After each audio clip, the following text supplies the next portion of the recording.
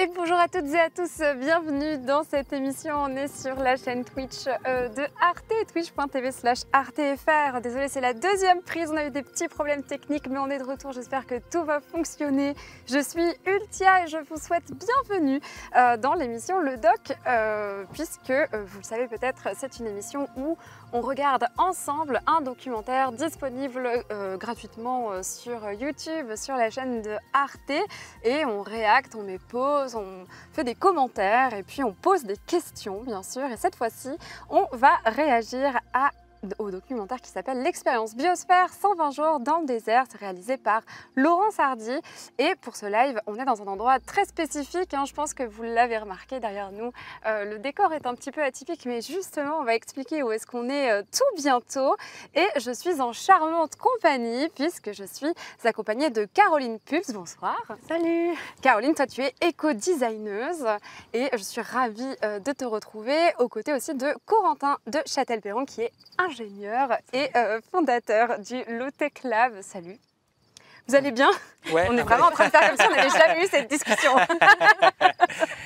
Ça va toujours, ouais. Ok, ça va toujours depuis tout à l'heure. Eh bien, tout va bien.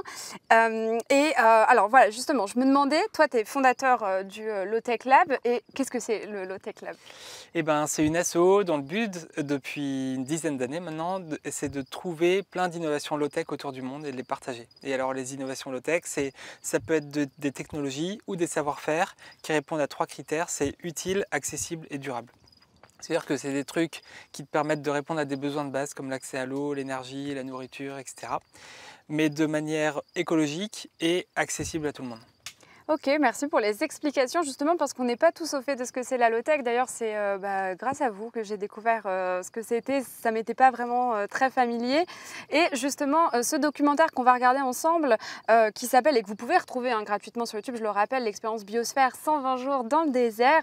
En fait, vous êtes au cœur du désert mexicain, tout ça pendant 4 mois. Et vous avez expérimenté la vie en autonomie, dans un habitat que vous avez imaginé, vous avez conçu. Et grâce à ces fameuses technologies low-tech dont on vient de parler. Et je me suis demandé, c'est quoi l'origine de ce projet, Caroline? Donc l'origine de ce projet, il a été initié par Corentin en 2018. Donc il faut savoir que le Low-Tech Lab a repéré plein de low-tech grâce à un bateau laboratoire qui s'appelle le Nomade de mer, donc c'est un voilier. Et pendant ton escale en Thaïlande, tu t'es posé en 2018 pendant 4 mois sur une plateforme en bambou flottante et sur laquelle tu as combiné une trentaine de low-tech que tu avais déjà découvert à cette époque-là. Et moi je suis arrivée plus tard pendant le voyage, plutôt en 2019 à San Francisco. Et donc c'est là où on s'est rencontrés et on s'est dit tiens, ça pourrait être cool de réitérer l'expérience biosphère, de recréer un habitat écosystème avec tout plein de low-tech et voir comment est-ce qu'on peut la rendre plus désirable. Et justement, je me suis dit, mais pourquoi avoir choisi le Mexique du coup?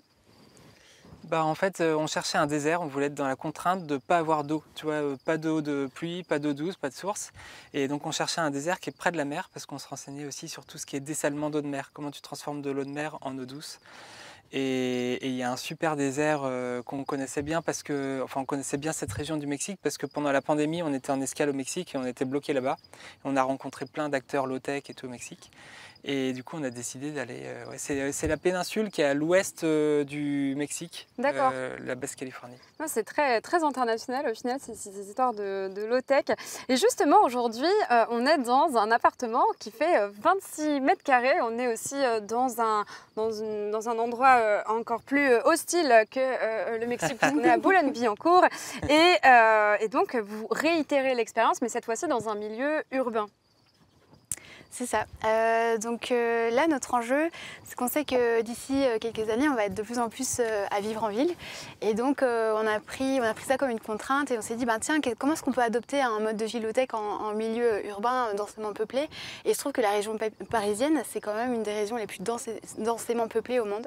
Et donc, on s'est dit, ok, gros challenge, on le prend. C'est pas même Levallois-Perret, la ville la plus dense de France? Ah, peut-être. Peut-être. Je crois. Mais ici, là où on est, il y a 19 000 habitants au kilomètre carré. Ah oui, c'est fou. Ouais, c'est énorme. Oui, non, mais c'est vrai que c'est une ville qui est très dense et pourtant pas si grande, parce que quand on regarde, par exemple, tu vois, par rapport à Berlin, Paris, c'est très petit, donc Ouais.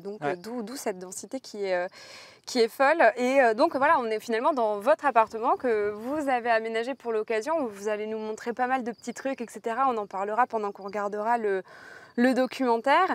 Et donc dans ce documentaire que vous filmez en grande partie vous-même d'ailleurs, c'est ça, hein, vraiment il y a des Ouais. espèces de plans drone, mais je me demandais qui est-ce qui les filmait, vous allez les voir de toute façon. C'est le c'est réalisateur qui est venu quelques jours, le temps de se faire piquer par un scorpion et de prendre des plans de drone.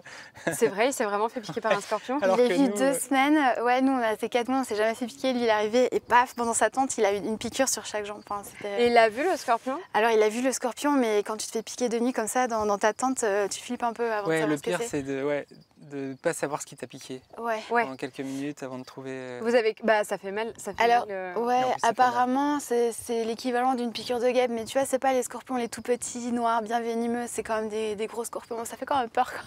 C'est En impressionnant. plus, c'est quand même, couleur hein. peau, tu les vois pas la Ouais. journée, mais de nuit, on va peut-être le voir dans le docu. Ouais, peut-être. J'ai croisé un scorpion une seule fois dans ma vie chez moi. Ah ouais? Et, ouais, non, mais oui, c'était improbable. Ah, En fait, ok. j'étais c'était en pleine nuit et j'avais soif, donc je me lève pour chercher de l'eau dans la cuisine. Et en fait, je vois une espèce de truc noir par terre sur le carrelage du Ah ouais? salon. Mais non. Et puis, oui, et puis ça, c'était vers Nice, quoi, dans les hauteurs de Nice. Ok. À la Gaude, plus précisément, voilà. Apprenez en géographie. Et puis je vois une espèce de truc noir, je sais pas, j'ai dû faire tomber un chouchou, je sais pas pourquoi j'ai cru que c'était un élastique. Mais non, ça c'est le. Et je Ça me aurait dû suis prendre. penchée et j'ai mis la main et en fait j'ai vu le scorpion. Alors je sais pas comment j'ai fait, mais j'ai gardé de fou mon sang-froid. Et je suis allée chercher un verre dans la cuisine, j'ai mis un verre dessus, au-dessus, je l'ai grillé à la broche. J'ai mis un verre sur le scorpion, j'ai bu, je suis allée me recoucher. Et le lendemain matin, mes parents, ils ont trouvé le scorpion dans le verre. Ils ont fait, c'est quoi ce bordel? En fait, j'avais peur. En plus, j'ai un chat et je me dis, je sais pas, c'est tellement petit comme créature, ça se trouve, ça va lui faire mal ou j'en sais rien. Mais Je savais pas qu'il y en avait ici en France. tu vois, pas besoin d'aller au Mexique Ouais, c'est clair. pour être Prochaine défait. biosphère, c'est dans ta C'est chez cuisine. toi. Je vous montrerai ça. Et alors, normalement, vous entendez un bruit de fond sur ce live, bien sûr, puisque nous sommes accompagnés de petits grillons. C'est le premier streamer grillon, je pense. Moi, je pense que c'est les premiers streamers grillons de Twitch. J'espère, hein. Et il y a même des femelles qui sont en train de pondre des œufs en live. Tranquille. Là, c'est la bonne franquette. Il n'y a aucune intimité sur les pauvres. Non, il n'y a pas de problème pour ça. C'est très roots, quoi. Ils mangent à côté, puis à gauche, elles pondent, quoi. C'est une communauté hippie de grillons aussi. Hein. Ils sont tous en communauté, tout ça. Il n'y a pas de jugement sur le corps, sur les C'est clair, besoins, très tout ouvert. ça. Ouais, ils sont très libres, ces grillons, finalement. Oui, parce que tu as enlevé le couvercle, là. Ouais, alors ouais, quand même libre, c'est relatif parce qu'ils peuvent quand même pas sortir de la boîte. Ah ouais? Ouais. Ça saute pas assez haut? Officiellement, en fait, on en retrouve quand même Ça régulièrement. saute pas haut, c'est quoi? Ça saute 10 cm max? Ouais. Et vous en retrouvez quand même, donc c'est genre Spider-Man. En fait, ouais, alors ce qu'il y a, c'est que comme on attend qu'ils pondent, ils se reproduisent, etc., au final, ceux qui se reproduisent, c'est que ceux qui ne savent pas sauter. Donc au bout de quelques générations, tu vois, on sélectionne, c'est notre sélection naturelle à nous, que ceux qui ne savent pas sauter très haut. L'eugénisme du grillon, mais quelle horreur! J'aime le darwinisme du grillon. Très bien. Eh bien, nous sommes en charmante compagnie. Et puis, si vous Parfait. entendez cri, eh ben, vous savez d'où ça vient. Moi, j'ai l'impression que c'est l'heure de dormir, du coup. J'ai vraiment ce... Oh, regardez, il grimpe, lui! Ah non, mais Où c'est ça? Ah pour oui. eux, c'est le début de la journée. Toute la nuit, ils vont Ah oui, chanter c'est et vrai. c'est plutôt demain matin. C'est assez marrant, entre 7 et 8 heures du mat, tu t'entends plus aucun bruit. On aurait dit qu'ils font la java toute la nuit et puis après c'est gueule de bois et puis plus rien faire. Ouais, ils font la teuf. Mais en plus, vous dormez. Alors, on ne voit pas, mais derrière la caméra, c'est le lit, quoi. Donc, Ouais. Mais si tu regardes sur YouTube, si tu tapes chant de grillon, tu vas tomber plutôt sur des musiques de relaxation, des trucs comme ça. Ouais. Et en fait, il y a plein de gens qui écoutent ça pour se relaxer. Non, Et en c'est vrai, vrai que moi, je c'est trouve ça relaxant. agréable. Hein. On va s'endormir. Je me sens hyper zen et détendue, bien sûr. Bon, ni une idée, on va commencer à regarder ce documentaire, sinon on va parler toute la soirée, il est déjà 19h. Mais voilà, dans ce documentaire que vous avez filmé en grande partie vous-même, on assiste un peu à votre journal de bord pendant ces jours passés dans le désert du Mexique. Et un journal de bord pour avoir un futur accessible et puis compatible avec le monde de demain. Hein, vous l'avez dit, il y a de plus en plus de régions qui pourraient peut-être tendre à avoir ce genre de climat désertique, bien sûr. Bah, Donc, ça s'appelait comment ton... Nice. Ah oui, à la Gaude. Dont la Gaude. La Gaude, ça va Il y a devenir déjà des scorpions. Ouais. Vraiment, mais il y a des scorpions en France, tu vois, c'est fou. Je vous rappelle le principe, on regarde ensemble, vous aussi derrière votre écran, le documentaire. Si vous avez des questions, je les ai sous les yeux avec ce magnifique matériel non low-tech. Et puis voilà, on apportera des précisions, on mettra des pauses, je poserai des questions, et puis au final, on va le regarder ensemble. Voilà, n'hésitez pas aussi à me demander de mettre pause si vous avez un truc à dire que j'ai pas dont j'ai pas eu l'idée de vous poser la question. N'hésitez pas à me dire mes pauses, j'ai un truc à dire, voilà. Et je crois aussi qu'il y aura des prédictions qui seront faites par Arte, notamment pour savoir si, oui ou non, vous allez réussir à obtenir 40 litres d'eau à la fin du documentaire, parce que justement, il y a ces histoires de petits défis, et puis ni une ni deux, on va pouvoir y aller normalement.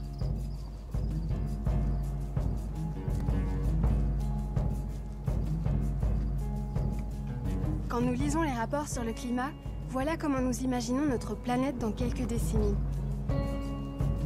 Vous pensez que je peux mettre un peu plus fort? Je peux. Ok. Merci, c'est gentil. La main divine qui augmente le volume. Merci beaucoup. Une terre aride et traversée de phénomènes extrêmes, dont les ressources seraient en grande partie épuisées. Un monde où les humains devraient subir les conséquences de leur emballement après avoir trop longtemps oublié qu'ils appartenaient à ce qu'ils contribuaient à détruire.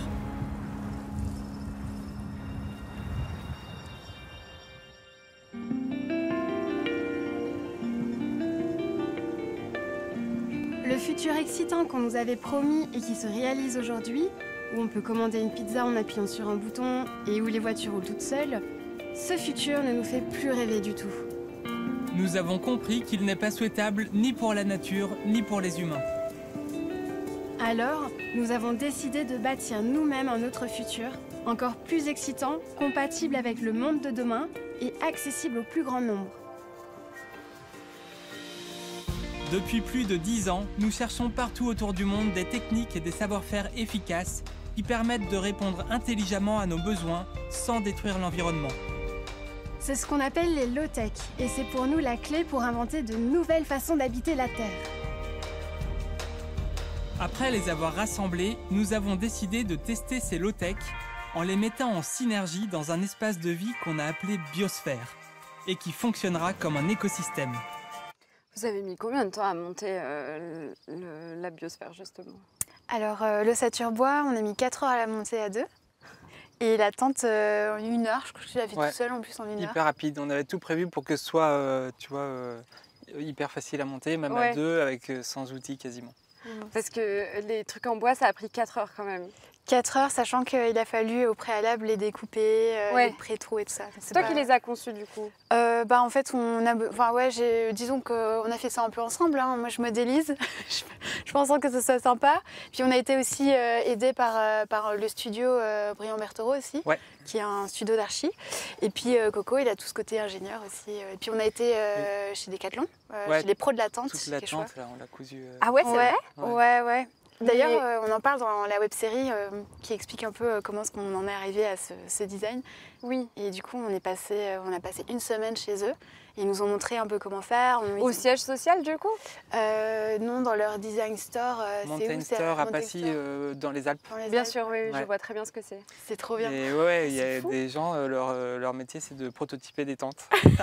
Et du coup, ils n'avaient jamais fait une tente de 60 mètres. C'était quoi la toile? C'était comme celle de la Fresh and Black, genre? C'est celle qui tient... Non, justement, c'était un peu pour eux, ils n'avaient jamais fait. C'était que des matériaux biosourcés. Donc, il y a du lin, du chanvre, du coton et de la fibre de jute. Mix coton-lin aussi. C'est fou. Et comment vous avez fait pour les contacter, du coup, Decathlon? C'est vous qui avez eu l'idée ou c'est eux qui se sont dit on va les aider?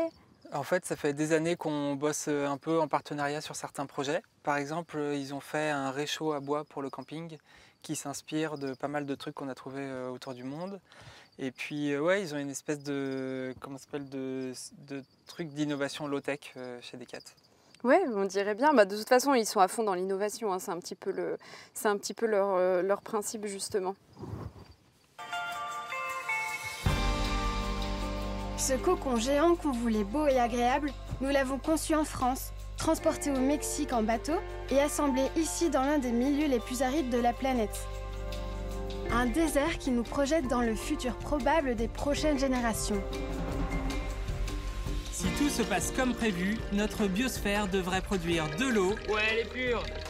de la nourriture On va se gaver. et de l'énergie. Wow, t'as des tas de terre. L'expérience va durer 4 mois, le temps de voir si nous pouvons vivre bien avec très peu de ressources, sans générer de déchets ni impacter notre environnement. Comme un voyage dans le futur. 120 jours pour consolider les bases d'un avenir qu'on aimerait bâtir et partager ensuite nos apprentissages au plus grand nombre. Moi, je me demandais pourquoi vous avez décidé de l'appeler biosphère. En fait, je ne sais pas si tu as déjà entendu parler de ça. C'est des agences spatiales qui ont créé ce qu'ils appellent des biosphères. C'est des trucs à la base pour aller coloniser d'autres planètes. Ils faisaient des espèces de bulles. Il y en a une assez connue qui s'appelait Biosphère 2. C'était où? C'était aux États-Unis, dans un désert aussi. Et ils ont regardé comment est-ce qu'on pouvait recréer un écosystème qui permette d'héberger des humains et pour qu'on puisse coloniser d'autres planètes. Et nous, notre idée, c'est de voir comment on peut repenser notre manière d'habiter sur la Terre. Et du coup, de manière un peu ironique, comme ça, on a utilisé le mot biosphère, nous aussi. Mais n'empêche qu'on s'inspire pas mal de toutes ces études d'agences spatiales sur comment est-ce que tu crées un écosystème où tu n'as aucun déchet. Tous les déchets se transforment en ressources et tu fais cohabiter des espèces différentes ensemble. Oui, parce que vous dites que ça fonctionnera comme que ça fonctionne comme un écosystème. Pourquoi ça fonctionne comme un écosystème du coup? Alors, vu que les low-tech elles sont rassemblées ensemble, en fait, on a remarqué qu'il y avait plusieurs low-tech qui fonctionnaient mieux ensemble que seuls. Par exemple, on a la bioponie, donc, qui est un système de culture hors sol, donc c'est pour cultiver des plantes. On s'est rendu compte que si on installait un système de microcontrôleur Arduino en guise de minuteur pour faire fonctionner les bulleurs et pour en fait dispatcher l'énergie qu'on reçoit en plusieurs tâches pour mieux la consommer, etc. Voilà, ça crée tout un combo de low-tech. Pareil en fait pour l'engrais, qu'est-ce qu'on fait? On s'aide de bactéries pour transformer les urines par exemple en engrais pour les plantes. Donc voilà, il y a plein de trucs qui se mettent ensemble comme les écosystèmes biosphères où en fait chaque espèce interagissent ensemble pour créer une synergie et un espèce d'équilibre. Et justement, on va le découvrir puisque c'est l'objet du documentaire. Et je me permets de préciser aussi, tu parlais tout à l'heure d'une série en plusieurs épisodes qui parle surtout de la préparation de votre aventure, de votre expérience. Ça aussi, vous pouvez retrouver ça gratuitement sur la chaîne YouTube de Arte. Et je vous conseille, si vous avez apprécié le documentaire de ce soir, justement, si vous voulez en apprendre plus, d'aller la voir.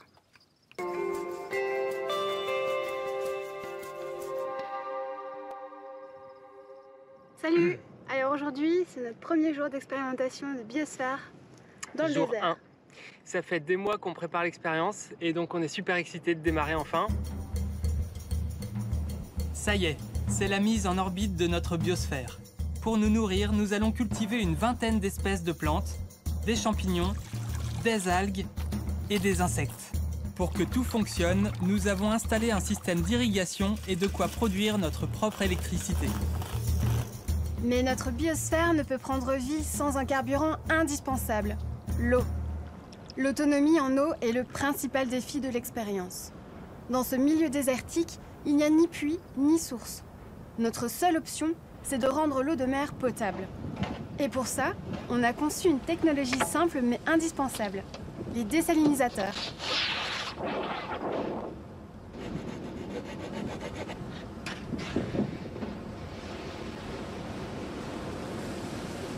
Ça y est, il y a le deuxième dessal qui est en route. Alors le principe est simple, c'est l'eau de mer arrive par le tuyau en goutte à goutte, imprègne le tissu noir et déborde là, retombe. Mais entre-temps, comme il y a une vitre qui est chauffée avec le soleil, et il y a une partie de cette eau de mer qui s'évapore, qui se condense contre la vitre et qui est récupérée dans la petite gouttière là. Et en fait, l'eau de mer, quand elle s'évapore, il n'y a que l'eau qui s'évapore, il n'y a pas le sel. Le sel, il reste dans le tissu. Et donc, c'est de l'eau pure qu'on récolte. Elle est salée? Pas du tout salé. Combien de litres, tu dirais? Ouf, même pas... 2 litres? Même pas. 1,5 litre, je dirais. C'est mieux que rien, mais c'est trop peu. À terme, notre objectif est de produire 40 litres par jour. 30 pour la biosphère et 10 pour nous. En attendant, nous avons un stock d'eau de départ de 200 litres. Donc ça, c'est l'eau que vous aviez au départ, donc les fameux 200 litres. Et donc, vous avez cet objectif. Je crois d'ailleurs qu'il y a une prédiction qui va être lancée dans le chat pour savoir si vous allez ou non atteindre cet objectif. C'est marrant parce que je regardais une vidéo il n'y a pas longtemps, aussi sur Arte, en fait, de 28 minutes sur pourquoi on ne dessale pas l'eau. Ah oui. Et en fait, ça parlait surtout de méthodes chimiques en fait pour dessaler l'eau. Et du coup, la conclusion de la vidéo, c'est en fait c'est contre-productif. C'est beaucoup de moyens pour très peu de résultats, etc. Là, c'est une expérience du coup que, les désalinisateurs, vous aviez déjà expérimenté ça ailleurs. En fait, on avait fait des tests avant. En fait, ça fait même des années qu'on fait des tests avec différents prototypes. C'est hyper compliqué en fait d'enlever de l'eau de mer. D'enlever le sel de l'eau de mer. Il y a quoi par litre d'eau de mer? Il y a 30 ou 35 grammes de sel. Donc c'est assez énorme. Et tu n'as pas un filtre simple, tu vois, pour où tu mets l'eau de mer et c'est de l'eau douce qui coule. Il faut vraiment mettre beaucoup d'énergie. Par exemple, par osmose inverse, tu peux l'enlever, mais c'est une vraie galère. Et du coup, à Concarneau, l'été d'avant, on avait fait un proto qui avait l'air de marcher, mais il faisait que 1 mètre carré. On avait quand même produit de l'eau douce grâce à, tu vois, en partant de l'eau du port de Concarneau, qui est quand même un peu... t'as pas envie de la boire. Sympa. Et ça avait fait de l'eau vraiment bonne à boire, super pure. Donc on était parti confiants, tu vois. Et quand on a répliqué nos trucs dans le désert, ça marchait plus du tout comme à Concarneau. Ouais, on va le voir justement, il y a eu quelques petites galères à ce sujet. Moi je me demandais, c'est quoi le budget de départ pour votre installation de désalinisateur? Ça doit être fou, non? Alors moi j'ai calculé ça pour 15 mètres carrés de désalinisateur. Pour les 40 litres théoriques, on a dépensé 1000 balles je pense. Alors c'est que des matériaux simples, il y a de la vitre, de la tôle, du bois, c'est plus ça. Donc c'est très simple, il n'y a pas grand chose, c'est pas difficile de trouver ce genre de matériaux. À l'intérieur de la biosphère, l'eau est distribuée à travers un circuit fermé. La réserve principale est située sous le bac de douche. En début de course, nous mélangeons à l'eau un peu d'urine qui va passer à travers un biofiltre et se transformer en engrais. Puis elle est injectée dans le circuit d'irrigation des plantes. Le surplus revient ensuite à son point de départ et c'est reparti pour un tour.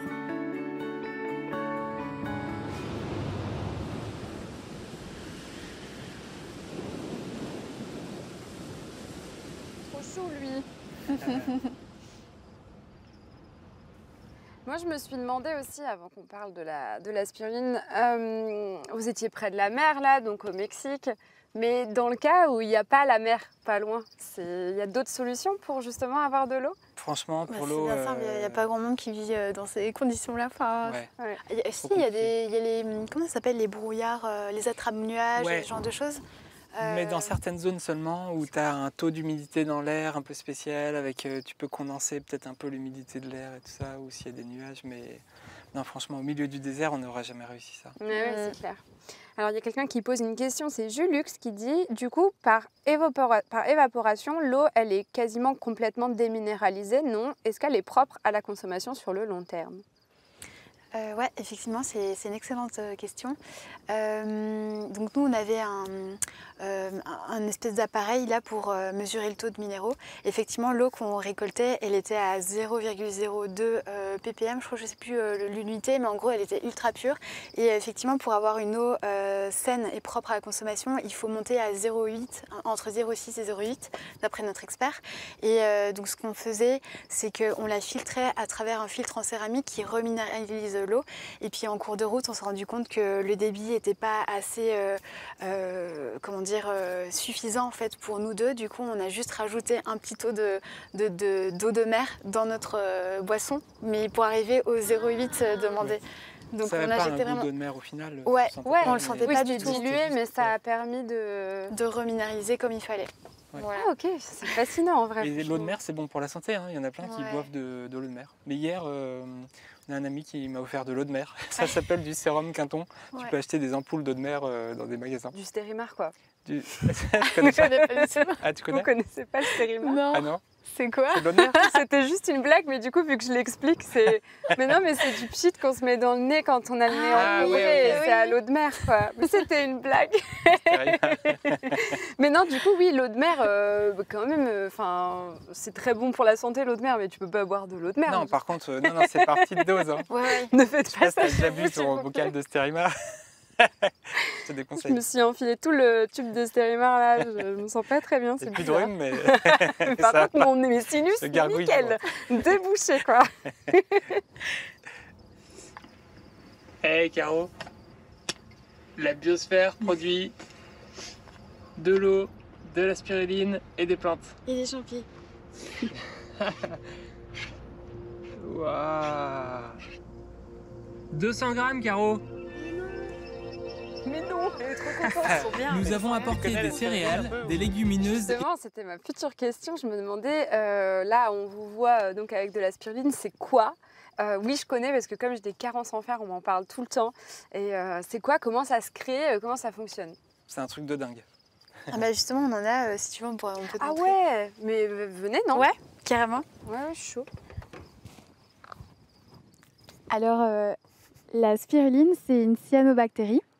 Et d'ailleurs, quand tu la regardes au microscope, elle a une forme de spirale. Et d'où le nom spiruline. Et en fait, cette cyanobactérie, elle est là depuis super longtemps, plus de 3 milliards d'années. Et elle est bourrée en nutriments, en fait. Donc, tout ce qui est fer, vitamines, magnésium, tout ça. Ouais. D'où la suggestion du coup de mes carences en fer. On m'a parlé de la spiruline justement, c'est blindé de fer en fait, c'est ça? Ouais. Carrément. faire. Je sais pas si tu veux rajouter un truc. Je sais pas si tu veux le micro. Non, mais oui, pardon. Non, mais moi on m'entend quand Ouais, même. c'est Normalement, c'était vraiment au cas où pour doubler tout ça. Mais Corentin, tu voulais ajouter quelque chose sur la spiruline? Ouais, comment tu la Non, mais je voulais récoltes? dire que c'était vraiment un truc. Nous, on a commencé à en cultiver au Maroc. On avait vu une ferme de spiruline, mais il y en a même à Concarneau. Maintenant, il y a pas mal de fermes de spiruline. Ça commence à être bien connu. Le place to be. Et c'est surtout à Madagascar qu'on a commencé à beaucoup la cultiver. En fait, tu n'as pas besoin de grand-chose, tu as besoin de soleil. Et sinon, tu peux la nourrir avec de l'urine. Et c'est hyper bon pour la santé. Et c'est hyper productif, c'est ça qui est dingue. Donc en fait, vous récupérez l'urine et vous faites comment? Vous la diluez Ouais, c'est hyper dilué. En gros, quand tu prends 200... Non, si tu récoltes 100 grammes de spiruline, tu dois la nourrir avec 200 millilitres d'urine. Ok. Et en fait, ouais, tu le filtres. Ouais, et en fait, tous les matins, la spiruline, elle remonte en surface. Et tu la récoltes vraiment en surface. Là, je sais pas si on la voit, tu vois, il y a une petite couche. Et donc, tu la récupères, tu la mets dans une toile à beurre et tu la presses. Et en la pressant, ça te fait une texture comme le fromage blanc, en fait. Tu peux la tartiner sur ta Ah tartine. ouais, et tout, mais c'est bon, ça a quoi? Ça a le goût du thé matcha ou...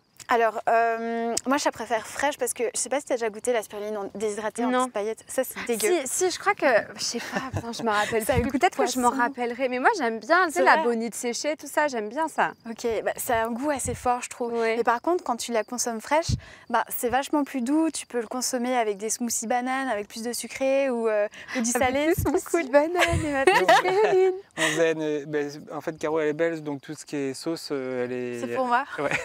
assez forte. Et on faisait une mayonnaise de spiruline. Un truc de Ah dingue. ouais, hyper c'est bon. trop bien. Ah, Et donc des vous pestos pouvez faire aussi. de l'émulsion avec enfin ça remplace l'huile quoi. En fait, on mettait de l'aquafaba, tu sais, c'est l'eau de cuisson des pois chiches. Ouais. C'est ça qui permet de créer l'émulsion. Parce que c'est blindé On mettait- d'amidon. C'est ça Alors, je amidon, sais pas ouais, dire. Je sais possible, pas mais en c'est fait. le même Moi pouvoir. je pense à l'eau des pâtes. Ah oui, Ah oui. L'eau des je pâtes. sais pas, faudrait se renseigner, mais oui, ça a le même pouvoir mucifiant Ouais. que le blanc d'œuf en fait. Ok. Donc, ça monte en neige. Ouais, et donc tu mélanges avec ça des graines de moutarde et puis, De de l'huile. l'huile. Tu mets plein d'huile. Ouais. Mais tu sais, au fur et à mesure, comme quand tu fais une mayo. Ok. Et après, tu mélanges avec de la spiruline fraîche. Ça te fait une belle Et maillot ça, bien c'est verte. hyper bon. C'est Et je trop- pense que si tu as des ok. carences en fer, Ah, c'est pas mal. Et il faut que tu ajoutes oui. de la vitamine C ou Ouais, un truc comme un ça. petit peu Comme ça, d'orange tu avec. assimiles mieux le Ah oui, c'est ce qu'on m'a dit. Ouais, on m'a dit qu'on assimilait mieux avec la vitamine C. En effet, merci beaucoup pour les conseils. Et voilà, tu vas repartir en pleine santé. Ouais, complètement. Je pense on se relèvera un peu plus tard pour parler des plantes notamment. Hop. Vous avez vu, c'est trop bien ce setup là. On peut se lever, on peut montrer ce qu'il y a derrière. C'est trop cool. Merci beaucoup à la technique. La couleur de la spiruline est magnifique. Oui, franchement, ça envoie quoi. Et en fait, c'est pas une algue en fait, c'est vraiment une cyanobactérie quoi. Ouais. Ouais, d'accord. Et ouais, sur la couleur, Pardon. on l'utilise aussi comme colorant pour teindre des vêtements. Ah ouais, Pour faire de la teinture Ouais, ça fait naturelle. déçu. En fait, on voit pas, mais c'est bleu. Je sais pas pourquoi le colorant est Quand bleu. ça se déshydrate, ça devient tout bleu. Ouais, Ah ouais un super beau bleu. C'est vraiment un espèce de bleu turquoise. C'est marrant parce que ce vert est si intense que mais ok, ouais. ça devient bleu. Très bien. Est-ce Et que ça peut se cuire? C'est mieux de la manger fraîche en vrai. Ouais. Mais J'imagine ça que perd tu des perds en nutriments. plus les nutriments. Voilà. Moi, je pense que ça n'a pas trop d'intérêt. On n'a jamais cuit. Assurons notre apport énergétique principal pendant l'expérience. Mais si tout va bien, dans quelques temps, nous mangerons aussi des plantes, des grillons et de la spiruline. Une algue super nutritive très concentrée en protéines, en vitamines et en minéraux. Notre objectif, un menu équilibré, sans carence et délicieux. Pour la cuisson, nous utilisons un four solaire. Cette parabole concentre les rayons du soleil sur la marmite qui chauffe à plus de 200 degrés. Bientôt, nous devrions aussi pouvoir y cuisiner un aliment indispensable à notre régime, les grillons. Oui, parce que hop. Alors, je sais pas ce que c'est comme image, mais c'est absolument pas un c'est grillon. pas du tout un grillon. Qu'est-ce que c'est que cette chose? Mais oui, parce qu'en fait, vous avez quand même un peu de nourriture au départ. Vous n'êtes pas arrivé les mains vides. Là, on a vu, il y avait de l'huile, etc. Vous aviez quoi? Alors, on avait en stock tout ce qui est céréales, légumineuses et huiles, parce que c'est des choses qui ne sont pas forcément pertinentes à faire pousser chez soi, surtout sur 60 mètres carrés, c'est pas possible, puis ça prend du temps. Donc on s'est plutôt rabattu sur des choses qu'on pouvait trouver un peu partout dans le monde, et il fallait que ça soit accessible financièrement. Donc le riz, par exemple, le maïs, parce qu'on est au Mexique, pour les céréales. Pour tout ce qui est légumineuse, on avait des haricots rouges, on avait des lentilles et du pois chiche. Et puis les huiles, on nous a conseillé de prendre de l'huile de colza parce que t'as les oméga 3, les oméga 6 et 9 et c'est pas très cher. Et sinon, tout le reste... Ça revenait à 1,60 € par Ok, jour et par personne. C'est ce qu'on appelle des intrants, donc ce qui est acheté de l'extérieur. Et après, tout le reste, c'était cultivé ou élevé dans la biosphère. D'accord. Et d'ailleurs, je voulais dire un truc par rapport à la spiruline. On a fait les comptes, parce qu'on a écrit un rapport expérimental qui est aussi disponible en ligne. Et on a cultivé on a récolté 15 kilos de spiruline fraîche sur les 4 mois. Donc on était hyper contents. Ouais, c'est énorme. J'avoue, Ça, c'est c'est beau. énorme. Ouais. C'est énorme. Je m'imagine même pas combien ça représente. N'hésitez pas à faire un refresh si vous avez faites F5 si vous avez des petits problèmes de lecture. Je vois dans le chat qu'il y a des petits soucis de stabilité, n'hésitez pas. Très bien. Donc vous allez passer à la casserole, ils viennent de le dire là. Les pauvres. Tous les matins, on a des centaines de bébés grillons, comme ça, qui naissent. Et donc, pour l'instant, on les met dans le seau. T'as raison, c'est pas évident de ne pas les écraser. Ils sont tellement miniatures. Ça va mettre 45 jours avant qu'ils deviennent adultes, qu'ils se mettent à chanter et qu'ils puissent pondre et procréer.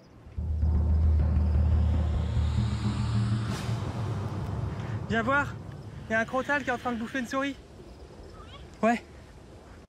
Bon, alors, on nous laisse sur un suspense de dingue. En fait, on demande dans le chat où est-ce qu'on peut avoir le rapport dont tu parlais, Caroline. Oui, alors il est sur le site du lowtechlab.org et il faut aller dans projet, les actions et vous allez voir biosphère du désert, capsule, quelque chose comme ça, capsule du désert. Et en fait, c'est une page dédiée au projet et vous allez retrouver le rapport en cliquant sur le lien. Merci beaucoup. Oui, le replay sera disponible, bien sûr, sur la chaîne YouTube de Arte, normalement, évidemment, que je vous invite à suivre si ce n'est pas déjà fait. Bon, ce crotal, Caroline.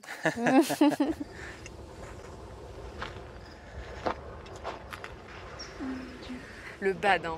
Ouais, c'est clair. C'est pas cool. J'ai envie de rapprocher. Horrible. C'est vraiment horrible. L'horreur. Lui aussi, tu le mettrais dans un verre d'eau. Allez Tu hop, le ferais dans ta cuisine. une pinte. On peut peut-être habiter sur le même territoire sans se gêner. Ouais. Mais ça serait cool de voir sous la tente.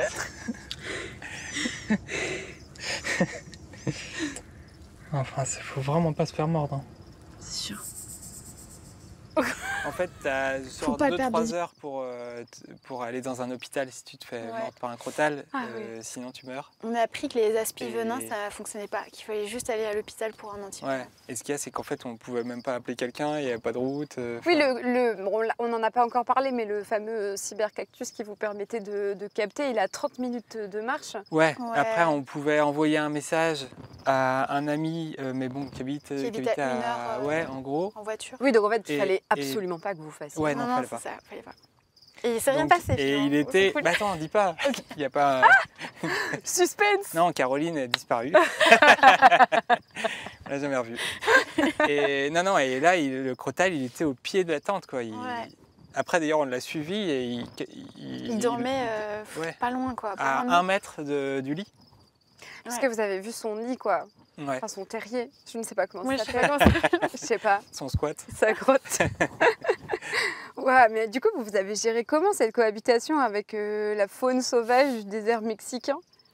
Je dirais que chacun a gardé son territoire, Ouais. se respecter. Je pense au début, on s'est fait un peu bouffer, tu sais, comme des bleus qui arrivent, qui débarquent. Il y a eu des invasions de souris, Ouais, il y a les de coyotes fourmis, aussi il y a qui eu n'arrêtent pas de gueuler des parce qu'on coyotes avait qui pris nous leur ont chopé des territoire. trucs.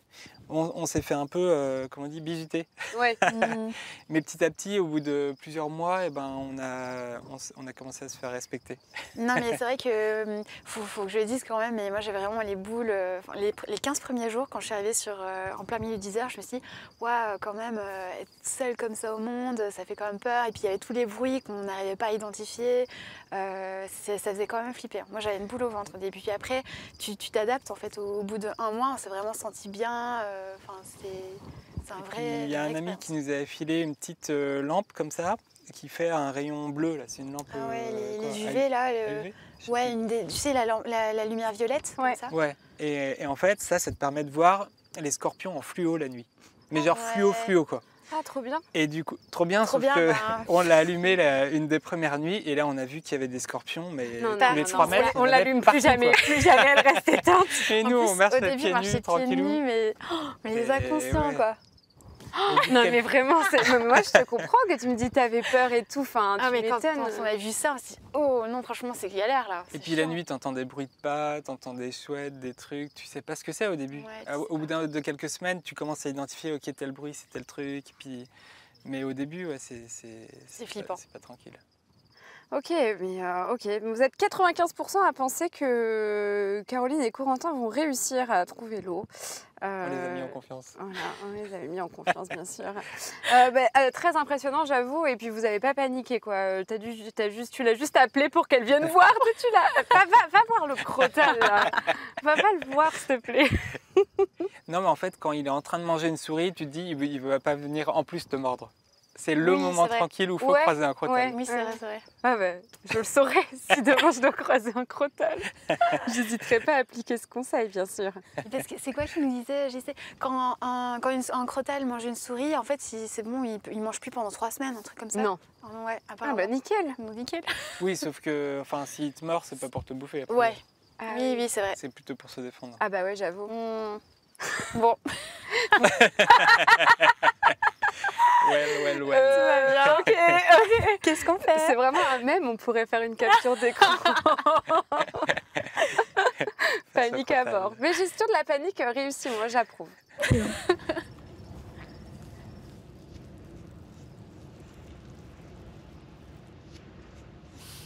Ouais. Pas de nul crotal. On savait bien que le désert, ce n'est pas que du sable et des cactus. Et on s'était préparé à la rencontre avec le crotal. On voulait que notre biosphère soit connectée à l'environnement et au monde sauvage. Mais maintenant, isolée au milieu de tous ces animaux qui rôdent, l'harmonie nous paraît plus compliquée à atteindre. Tu m'étonnes. Ah, ce plan, vous l'avez eu comment? C'est une GoPro au bout d'un bateau. Waouh. J'adore.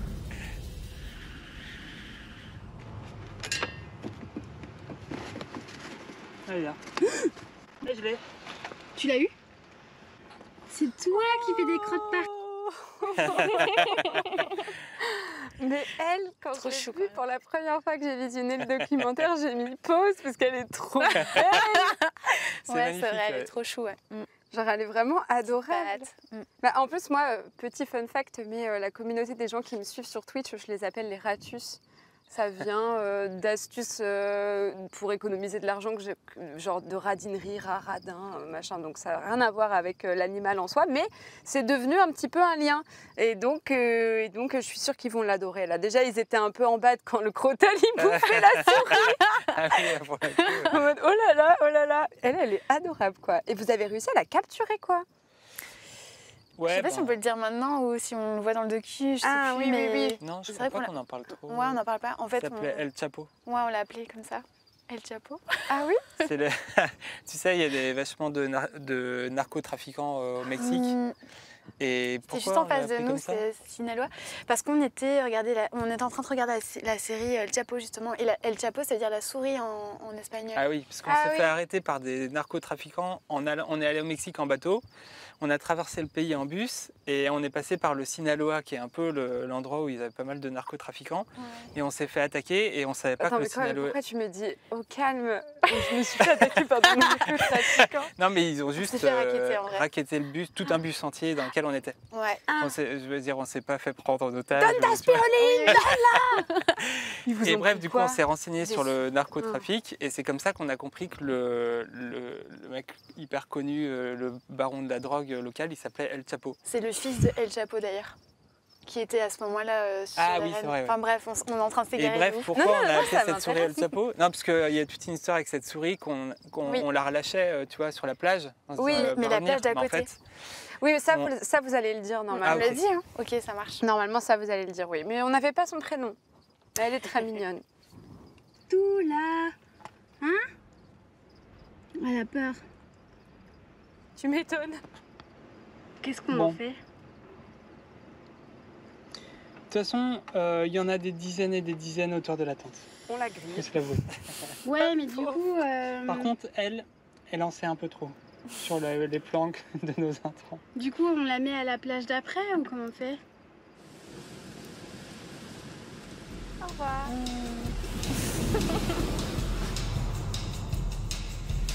Nous avons encore 1000 choses à faire pour animer l'écosystème. Assembler les 2 derniers désalinisateurs, cloner les champignons, faire pousser plus de plantes. Nous améliorons aussi notre générateur. Il va nous permettre de produire de l'électricité tout en faisant de l'exercice. C'est ce que Coco appelle du fitness utile. Sympa, Pour ça, compléter notre vision d'un écosystème idéal, il ne faut générer aucun déchet. Nous devons tout valoriser, y compris les déchets produits par notre propre organisme. Pour nos excréments, nous avons trouvé cette mouche. La mouche soldat noir. Au stade larvaire, elle a un appétit quasi illimité pour les déchets organiques qu'elle transforme en engrais. Ces larves seront une nourriture parfaite pour les grillons. Dans notre version du futur, plutôt que d'inventer des machines compliquées, les humains s'associeraient avec d'autres espèces vivantes. Parce que même les ingénieurs les plus savants de la planète n'arriveraient pas à concevoir une machine qui égale ce que peut faire cette petite mouche. Ça, c'est dingue, ce que tu dis. Ça m'a fait réfléchir de fou. Je me suis dit, waouh, c'est incroyable. mais c'est vrai, imagine une machine qui ferait un œuf, par exemple. C'est hyper compliqué à faire. Mais plutôt que d'essayer d'inventer cette machine, tu t'élèves une poule. Et en fait, Pardon, excuse-moi, la régie m'a parlé en même temps, je peux écouter ta dernière phrase. non, je disais qu'il y a plein de choses où s'associer avec une espèce vivante, c'est vachement plus facile Ouais. que de construire une machine qui ferait le même service. Ah ouais, complètement. Que de, Oui, et oui, comme bah, on élever prend une poule ouais. plutôt que faire une machine qui pond un Bien sûr. œuf. Et les mouches sont juste derrière toi. Oui, en fait, là, elles sont dans une love cage. C'est en fait quand les larves, quand les larves deviennent, comment dire, évoluent en stade mouche, elles sont juste là pendant une semaine pour se procréer. Donc elles n'ont plus besoin de manger parce qu'elles ont mangé toute leur vie de larves. Et là, elles sont juste là pour. Tu veux voir? Ouais. Du coup, elles sont super. Elles sont toutes pisses. Miné.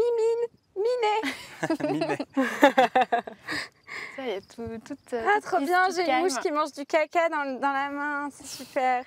La love cage. Ok, c'est toi qui l'as appelée comme ça, Caroline? Ah, du tout, hein. Je pense qu'on a trouvé ça chez les experts, hein. C'est eux qui nous ont dit. Ouais, c'est le nom officiel. Ouais. En fait, c'est parce que quand elles sont larves, elles passent leur vie à manger. Ensuite, elles se transforment en mouches et là, elles ne mangent plus.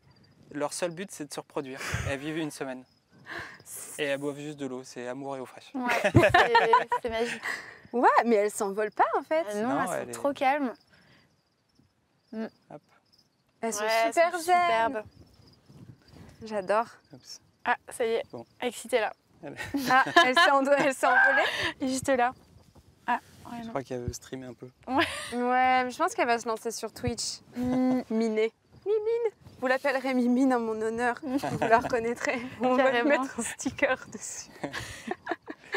Ok, donc elles sont juste ici, bien sûr. On est en leur compagnie. Elle m'émerveille tous les jours. Ah Coco, vas-y, chope-les. Faut les mettre dans la volière, comme ça elle peut pondre dans la volière. Je suis un peu Le triste, verre sur hein. Ils scorpion. viennent de finir de copuler. Ah, on va avoir des œufs demain. Tous les amoureux. C'était un moment fort. Ah ouais? De voir 2 mouches se reproduire, je pensais pas que ça me ferait autant d'effets.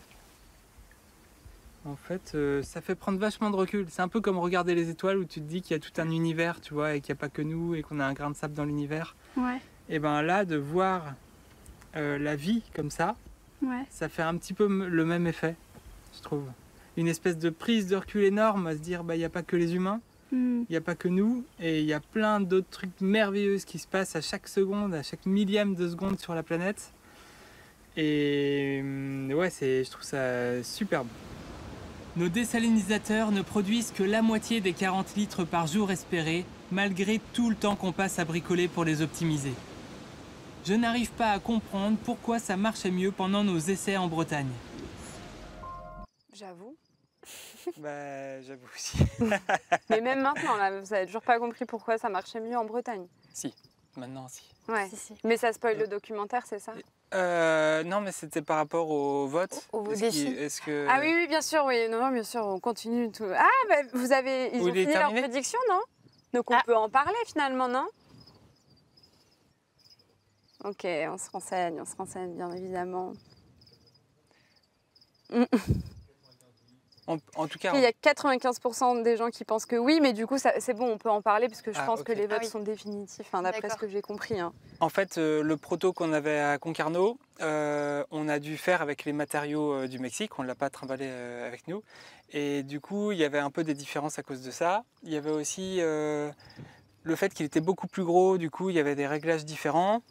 On l'a moins bien isolé. Enfin, il y a plein de petits paramètres qu'il a fallu faire varier et ça a pris des semaines en fait. Il y a Ouais. eu aussi une tempête qui a cassé des vitres. Enfin, ça, on le verra. Ouais, ça, on le voit aussi dans le documentaire. Mais d'ailleurs, je voulais juste rajouter un truc. Il y a la plateforme du wiki. Enfin, c'est une plateforme wiki sur le Low-Tech Lab.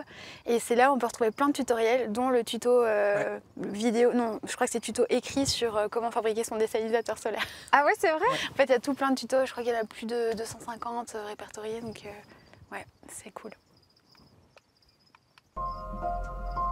Nous rationnons l'eau. Du coup, la biosphère tourne au ralenti. Pourtant, notre système de bioponie est conçu pour en consommer très peu. Dans ce système de culture, les racines viennent se nicher directement dans des billes d'argile. Ça, c'est fou, il n'y a pas de terre. en L'eau, fait. au lieu d'être absorbée par la terre, glisse entre les billes et rentre en contact direct avec les racines. Du coup, ce que les plantes n'absorbent pas est recyclé. Tout au long de l'expérience, nous allons recueillir des données qui nous permettront de mesurer l'impact de ce mode de vie sur notre santé. Nous avons effectué une analyse de sang avant de démarrer l'expérience. Nous en réaliserons une seconde à la fin. Ainsi, nous pourrons voir si notre régime alimentaire est bien équilibré et ne provoque pas de carence. Oui, parce que là, vous n'êtes pas encore tout à fait installé dans cette Tu peux changer biosphère, d'image bien sûr. Non, je rigole. Il n'y a Voilà. pas de réseau autour de la biosphère. Et là, Pour c'est établir le le- cybercactus. Là, t'es bien, ça se passe très bien. T'as réussi à t'arrêter exactement sur le sur le Contact avec le monde extérieur, nous devons marcher quelques kilomètres. Ah, voilà, Super. je comprends, les arrêts sur image. Moi aussi, je suis toujours à la caméra, là, il y a toujours des arrêts sur image de moi, je m'entends tout le temps, là, c'est insupportable, je comprends. Non, qu'est-ce que je disais du coup? Oui, je disais, là, vous n'êtes pas encore tout à fait installé parce que vous venez d'arriver dans la biosphère, mais vous mangiez quoi, du coup, au quotidien? Alors, typiquement... Donc, le riz, l'huile de colza, tout ça, mais ça, je me on demandais en avait- tant que recette. Alors, c'est vrai qu'au début, les plantes, ça avait du mal à pousser. Du coup, ce qu'on faisait, c'était des micro-pousses et des graines germées. Et Ok. apparemment, les graines germées, c'est un potentiel nutritif de ouf. En fait, quand tu vois la vie d'une plante, c'est vraiment dans la graine où il y a plein de nutriments exceptionnels, apparemment. Du coup, on se faisait des petites salades de graines germées, micro-pousses. Et sinon, qu'est-ce qu'on... Ah oui, au début, on avait une bonne production de champignons. Donc ça, c'était super. Oui, parce qu'en fait, Yes, vous oui. aviez dit on clone les champignons. Le chat était très interloqué, mais c'est-à-dire?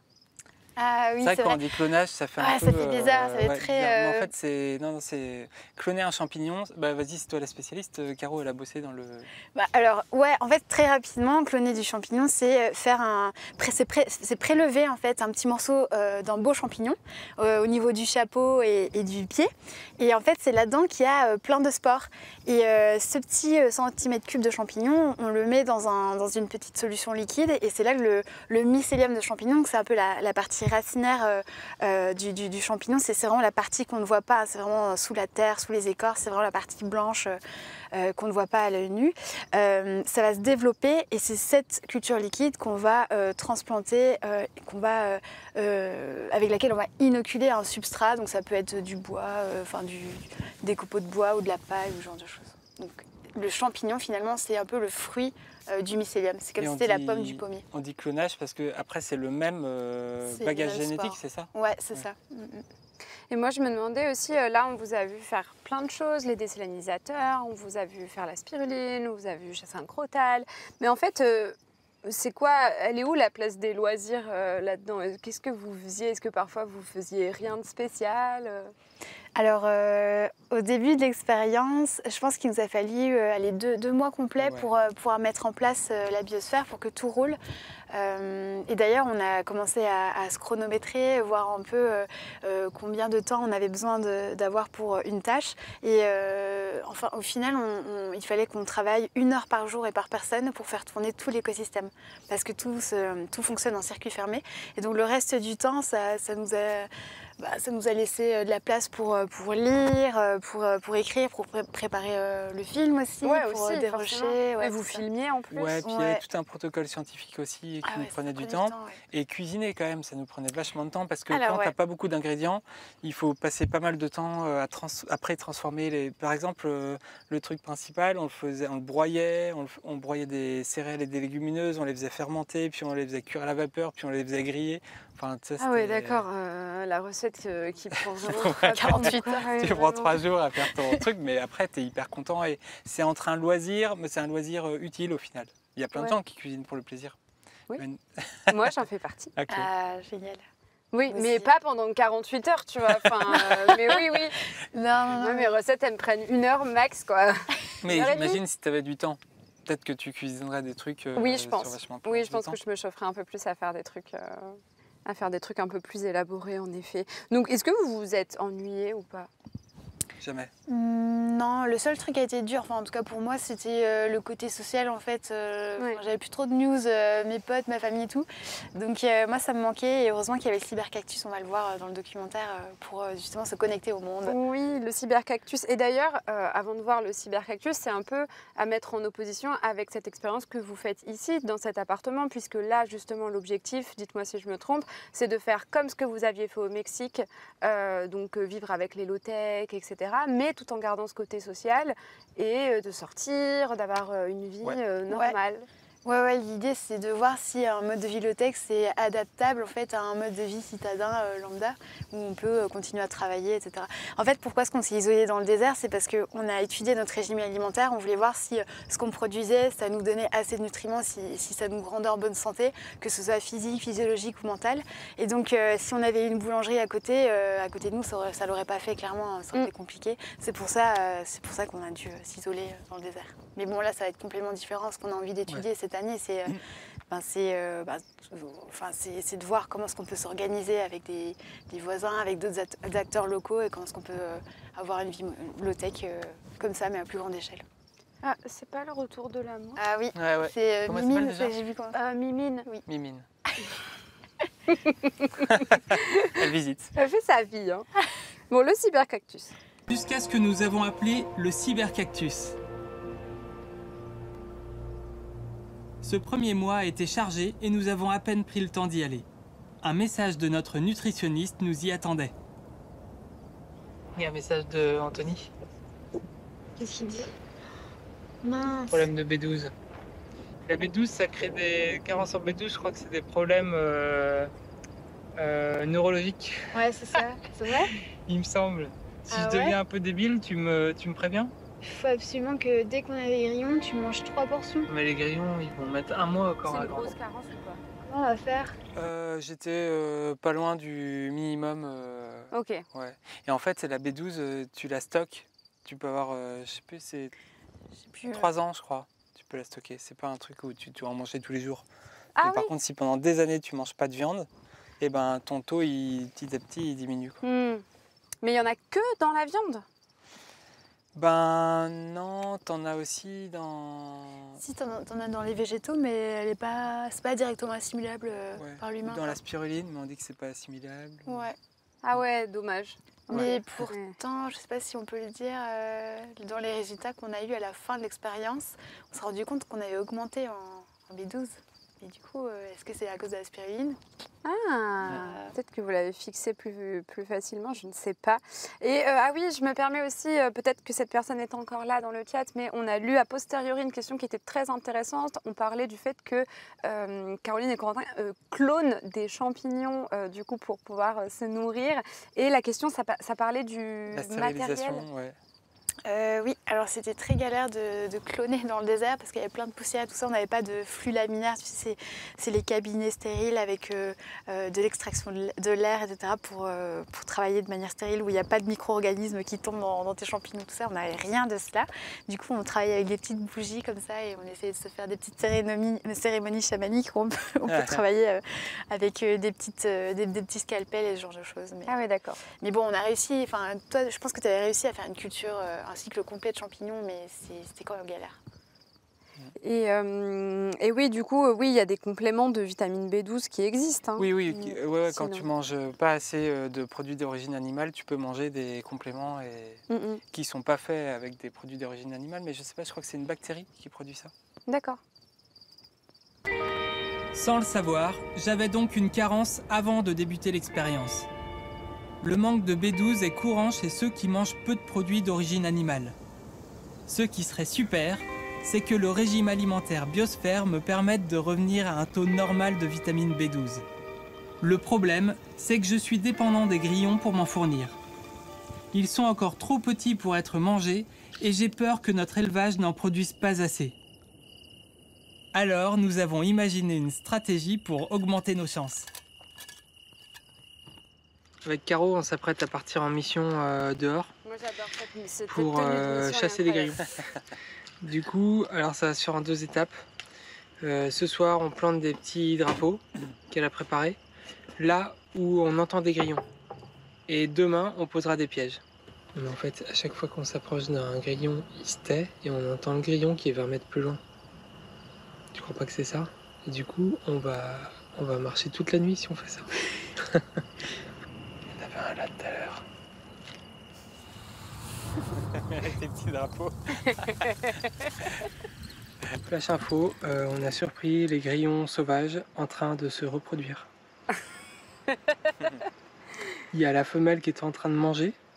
Pendant ce temps, il y a le mâle juste derrière, il se touchait une patte, s'il lui a fait du pied, qui était en train de chanter. Et Ça recommence.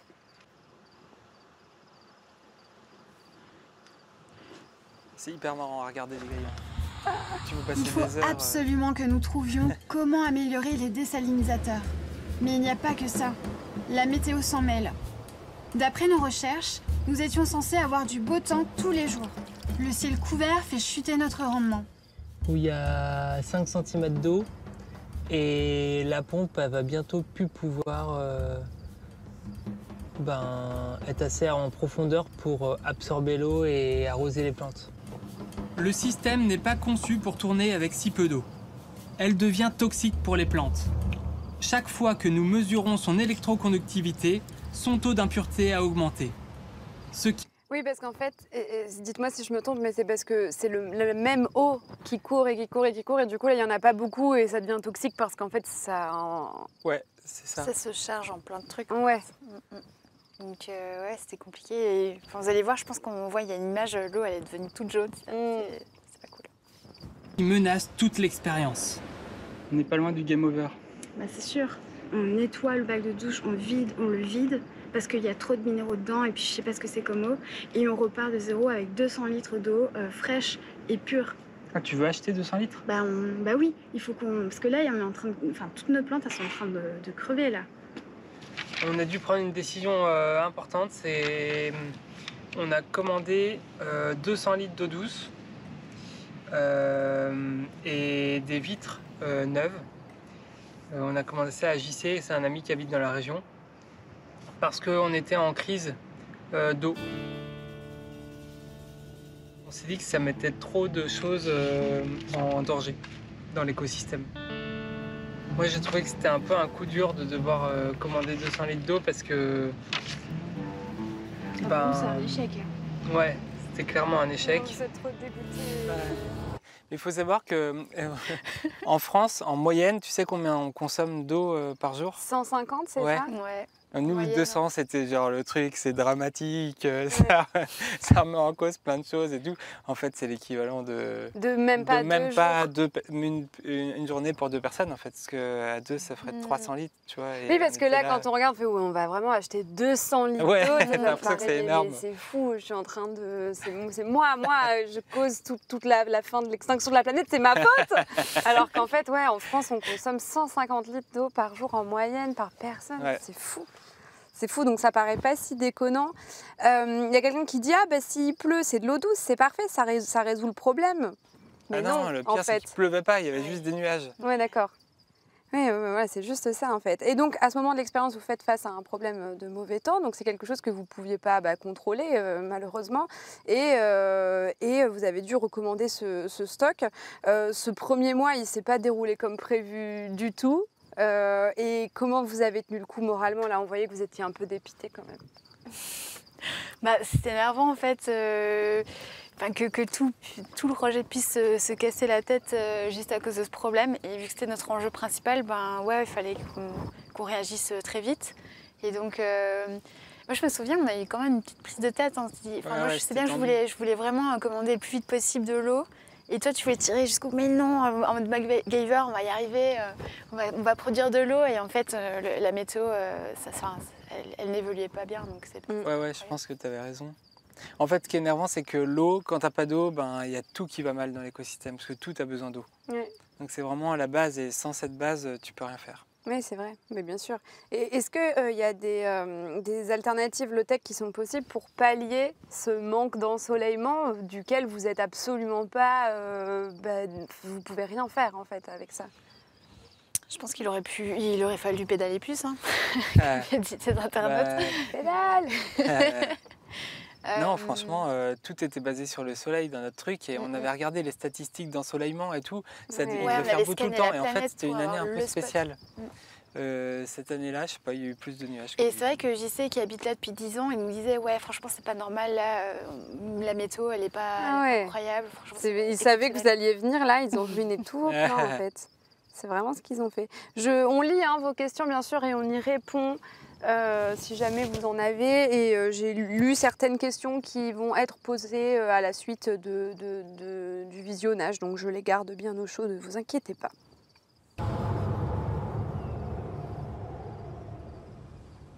Ah oui, il y a quand même quelqu'un qui a posé une question qui a dit est-ce que vous avez pu analyser la différence de résultats des désalinisateurs entre Concarneau et la biosphère? Si oui, comment? Je me demandais si c'était pas un peu ce qu'on avait dit tout à l'heure. Ouais, c'est un peu ça, c'est que on mesurait heure par heure le rendement et du coup on voyait combien il produisait exactement chaque heure. Et c'est comme ça qu'on voyait en modifiant un paramètre, par exemple le goutte à goutte d'eau de mer qui arrivait, on pouvait l'accélérer ou le décélérer, on pouvait isoler un peu mieux les dessales. On a modifié plein de paramètres et on mesurait à chaque fois combien d'eau coulait. Et c'est comme ça qu'on a réussi au fur et à mesure à améliorer le truc. Ça fait quoi? Ça fait une semaine qu'on a du mauvais temps. Il y a eu beaucoup de vent, ensuite des nuages. Et là, enfin, on a un super beau temps. Ouais, on va récupérer les dernières vitres pour finir le dernier des salles. Là, il y en a 4 qui sont en fonctionnement.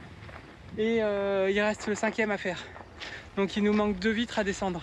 Regardez cette vue incroyable. Il y a une vue géniale, on dirait un lac. Il y a même des dauphins qui nagent près du bord. On est trop contents. Ça veut dire que, en fait, quand il n'y a pas de nuages, ça veut dire qu'on peut manger à notre faim quand on veut, parce qu'il y a du soleil pour la parabole. C'est-à-dire qu'il y a de l'eau qui va être produite par les dessales. Et donc c'est la vie. En plus de remplacer les vitres, nous avons fait un grand chantier sur les désalinisateurs. On a colmaté les fuites d'air, amélioré le système de remplissage d'eau de mer et renforcé l'isolation thermique avec de la paille. Je faisais la petite routine du matin. Et là, qu'est-ce qu'on trouve avec Coco? Des œufs de mouche danois. Bon allez Coco, au boulot. C'est peut-être tournant. Les larves sont nées. Elles vont nous permettre de transformer nos excréments en engrais. Après quelques jours, elles deviendront des pupes. Une partie d'entre elles servira de nourriture aux grillons et l'autre se transformera en mouche pour assurer la continuité de notre élevage.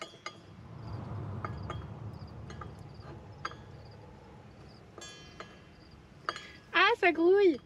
Tu m'étonnes. Mais tu sais qu'on s'y attache vachement. On en met une centaine de côté pour C'est des vrai mouches. Celle-là, on a qu'à On avait les... dit 10. J'ai pas envie de faire ça. La régie m'a dit que vous aviez récolté assez de points de chaîne pour que j'aille pédaler là. Allez, vas-y. Non, mais c'est bon, j'y vais. T'as pas envie de pédaler? Mais si, je suis née pour ça. Non, mais vous savez que je sais même pas. Bon, après, ça n'a rien à voir. Hein. Mais alors, déjà, j'ai vraiment la force au cul. Bah, c'est quoi cette expression? Tu la connais pas? Tu la connais Non, pas? je connais pas Non. non plus. Mais non, force au vous la cul. connaissez pas? Ça veut dire quoi? Non, mais la régie, vous connaissez que la force au cul quand même. Force au cul. C'est génial, personne connaît. Mais attendez, c'est pas possible. Oh merde, mais je crois qu'on me dit souvent ça en plus. La force au quoi? Oh mon Dieu. Excellent. Je vous jure, ça existe. Je sais pas, c'est encore un truc de champagnardette, c'est ça? C'est dire quoi du coup? Bah ça veut dire que j'ai pas de force quoi. Que, Ah, en tout ok. cas, Ah, d'accord. ma force elle est pas là quoi, en tout cas, ça c'est sûr. Bon, faut que je pousse. Eh, ça va en vrai. Tadam! Ouais. Tadam! Et je m'arrête et ça part direct par contre. Ouais, il n'y a pas de même pas stockage. d'énergie résiduelle. C'est direct. Ou En fait, un truc comme ça. tu tournes, ça fait tourner une dynamo, l'électricité est un peu convertie pour que ce soit le bon voltage, et paf, ça allume. Donc dès que tu arrêtes, ça s'arrête. Ouais, t'as pas tant que ça la force au cul, je trouve. Si. Ah waouh. Non, si, quand même. Ouais, je me suis mise à la salle en janvier. C'est pas mal. Trop Voilà, fort. regardez-moi la taille de ses biceps. Vous rigolez pas là, hein? Waouh. Tu fais du fitness utile ou du fitness inutile? Du fitness inutile. Ok. Pas encore dans le futur. Oui, je vais me mettre au fitness utile, promis. Je vais streamer en pédalant C'est ça. pour l'énergie de mon propre live. Et si je m'arrête de pédaler, ça coupe. Ah, horrible, je vais faire des lives un peu plus courts, je pense. Je pense. Tu les as vus, mes bibis? Eh ouais, mais je sais pas combien vous... Il y a un sondage dans le chat, cette expression existe-t-elle? Non, non. Mais qui a mis les deux non? Ah, il y a oui quand même. Oui, ça existe. Il y a 52% des gens qui disent que ça existe. Ah ouais, quand même. Ouais, oui. Trop bien. Moi, je pense que je vais l'utiliser, cette expression. Mais ouais, carrément. Mais je suis sûre qu'on me dit ça souvent en plus. Bon, bref. C'est ça. Ouais. Et celles-là, faut toutes les tuer. Horrible. Ça vous va? Bon. Non, parce qu'on est quand même dans un dilemme, je trouve, avec notre histoire d'empathie, interespèce et tout ça, c'est qu'à un moment, il faut les tuer. On aurait peut-être pas parlé de ça devant elle, non? J'ai pas vu leur comportement changer depuis qu'on en parle. Est-ce que... Quoi? Ça fait suffisamment d'eau chaude pour toutes les tuer? J'en sais rien, moi, tu veux Ouais, qu'on fasse je pense. petit à petit ou quoi? Non, je pense que c'est... Tu crois? Moi, j'en sais rien. Hein. Donc là, vous Bah, j'ai pas d'expérience en tuerie de larves larves non plus, mais... Ouais. Pour la première fois, ouais. Parce qu'on doit les donner à manger au grillon. On dit une petite prière, un truc? Ok, bon, bah, les larves, merci de vous sacrifier pour nourrir les grillons qui vont nous nourrir en vitamine B12. Un nouveau cycle? C'est parti pour un nouveau cycle. Je vais faire un gong. Ah, mais... Caroline, elle est au bout de sa vie. C'est vrai que tu t'étais bien attaché au larve. Et bouge plus. On bouge plus. Ah ouais, Bon, maintenant, qu'est-ce qu'on fait? tu t'occupes de... On les écoute, on les déshydrate. Ouais, tu t'es attaché aux larves, du coup. Mais les grillons aussi, Mais- pareil. Au début, les grillons, moi, je détestais. Et enfin, j'avais pas les toucher. Et en fait, au bout d'un mois, tu les adores. Enfin, c'est trop cool. Genre, on leur donnait un petit peu de spiruline, ils devenaient tout verts, les grillons. Enfin, Non, c'est vrai. ouais, c'est assez fou. C'est comme genre les flamants roses, mais en fait... Ah ouais. Parce qu'ils mangent un truc rose, les flamants roses? Ils mangeaient Ben oui, les flamants roses, c'est rose parce que ça mange des crevettes. Bah ouais. Mais non. Ah ouais, ok. Écoutez, on en apprend des choses ce soir, on en apprend des choses. Moi, je vous le dis, hein, franchement, je cherche le prochain fun fact là et je vous le sors juste ensuite. Ou expression, c'est comme tu veux. Ah oui, mais du coup, j'ai googlé la force au cul quand même parce que je me sens seule. Et en fait, c'est une particularité régionale du sud-est. Donc voilà, Ah, ok. ceci explique Trop cela. C'est pour Mais ça. en tout cas, c'est un truc marrant qu'on a remarqué. On a été voir en fait pour préparer, c'est ce qu'on voit un peu dans la web-série, pour préparer l'expérience. On a été voir plein de spécialistes, des mouches, des grillons, de la spiruline, des plantes, Mhm. etc. Et chaque spécialiste tombe vraiment amoureux de l'espèce dont il s'occupe. C'est vraiment impressionnant. Même si, tu vois, la spiruline, c'est quand même une cyanobactérie. Tu te dis, tu peux pas avoir de l'empathie pour un truc microscopique. Techniquement, Eh non. ben, si. Ils sont les cultivateurs de spiruline, ils sont fans de spiruline, quoi. Moi, Et j'adore. ils ont une espèce d'amour pour leur truc. Ah, mais ils ont raison, hein. Et même pour des larves, ça marche. Bon, voilà, du coup, là, vous êtes vraiment... C'est très cérémonial, ce screen, cette capture d'écran. Ah, allô, la télécommande. Ah, elle affiche rouge maintenant, c'est nouveau. J'entends la régie dire putain. Je suis désolée, c'est moi. Ah non, mais j'ai fait une bêtise, non? J'ai appuyé sur le côté. C'est bon. J'ai appuyé sur le verrou. Tout va bien. On Ensuite, reprend on les les larves. réduira en poudre pour les donner aux grillons. Ça fait peur à Régis. Maintenant que le cycle des mouches est lancé, nous allons inaugurer la dernière pièce de la biosphère. Coucou, Oui. tu nous fais une petite visite guidée de la toilette sèche? Waouh, Alors, la tomate. Ouais. Bon, depuis cette semaine, on a inauguré les toilettes sèches et on n'en est pas peu fiers. Bon, le principe, c'est qu'il y a une lunette de toilette en forme de V, c'est Caro qui a designé. Caro qui laisse sa créativité. Et donc, on s'assied comme ça. Ici, c'est pour l'urine.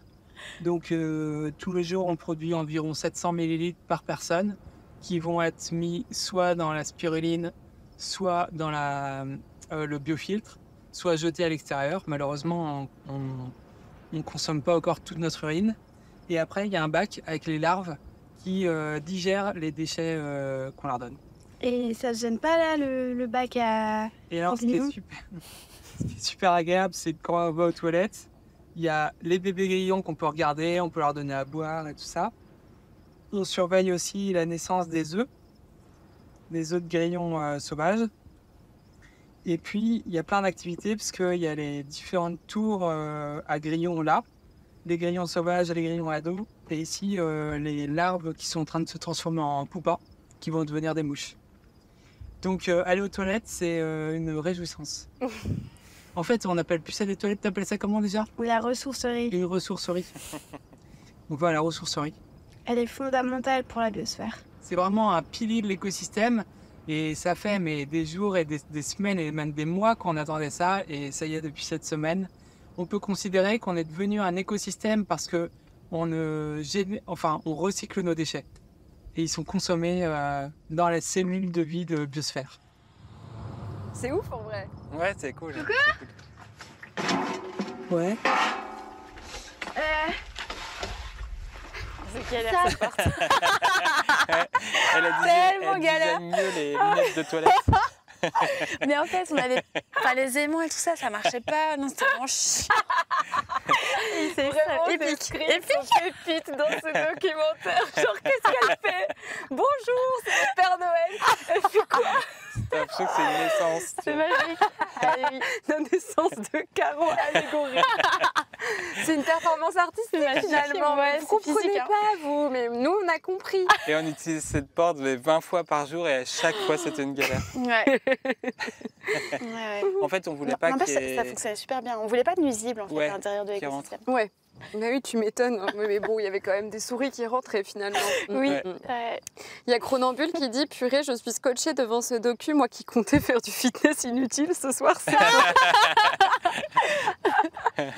Bonjour aujourd'hui. On a fait un bon score? Plus que bon. Mais non. Combien? Notre objectif c'était combien? 40. On est à 40. Waouh, yes. En plus elle est super pure. Il y en a C'est super 3 pur. qui ont dépassé 8 litres. Il y a le 1, le 2 et le 4. C'est ouf. Et le 5 il quasi. Oh, génial. Tu sais que le 5, les jours derniers, il était nul. Et Ouais, je sais. j'ai un peu augmenté. Il y avait quelques fuites d'air. Ah ouais. Donc en fait, c'est aussi un gros paramètre, les petites fuites d'air près Ouais, du c'est tuyau. sûr. Donc je pourrais peut-être faire ça pour le 3. Donc ça c'est jour 63. On est arrivé à plus de 40 litres là, ça y est. On a Voilà. dépassé les 40 litres. Ok. Waouh. Trop cool. Franchement c'est chouette là. Ça, Est-ce que vous regrettez d'avoir pris les 200 litres d'eau à ce moment-là ou pas? Ou c'est grâce Non. aussi aux 200 C'est litres grâce d'eau aux 200 que...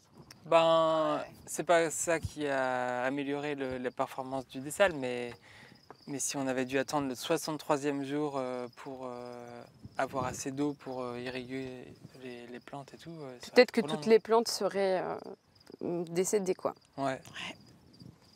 Ça veut dire qu'on va pouvoir mettre plus d'eau dans les plantes, on va pouvoir mettre de l'eau dans la spiruline, prendre des douches. Non c'est cool. Oui, prendre des douches, quoi.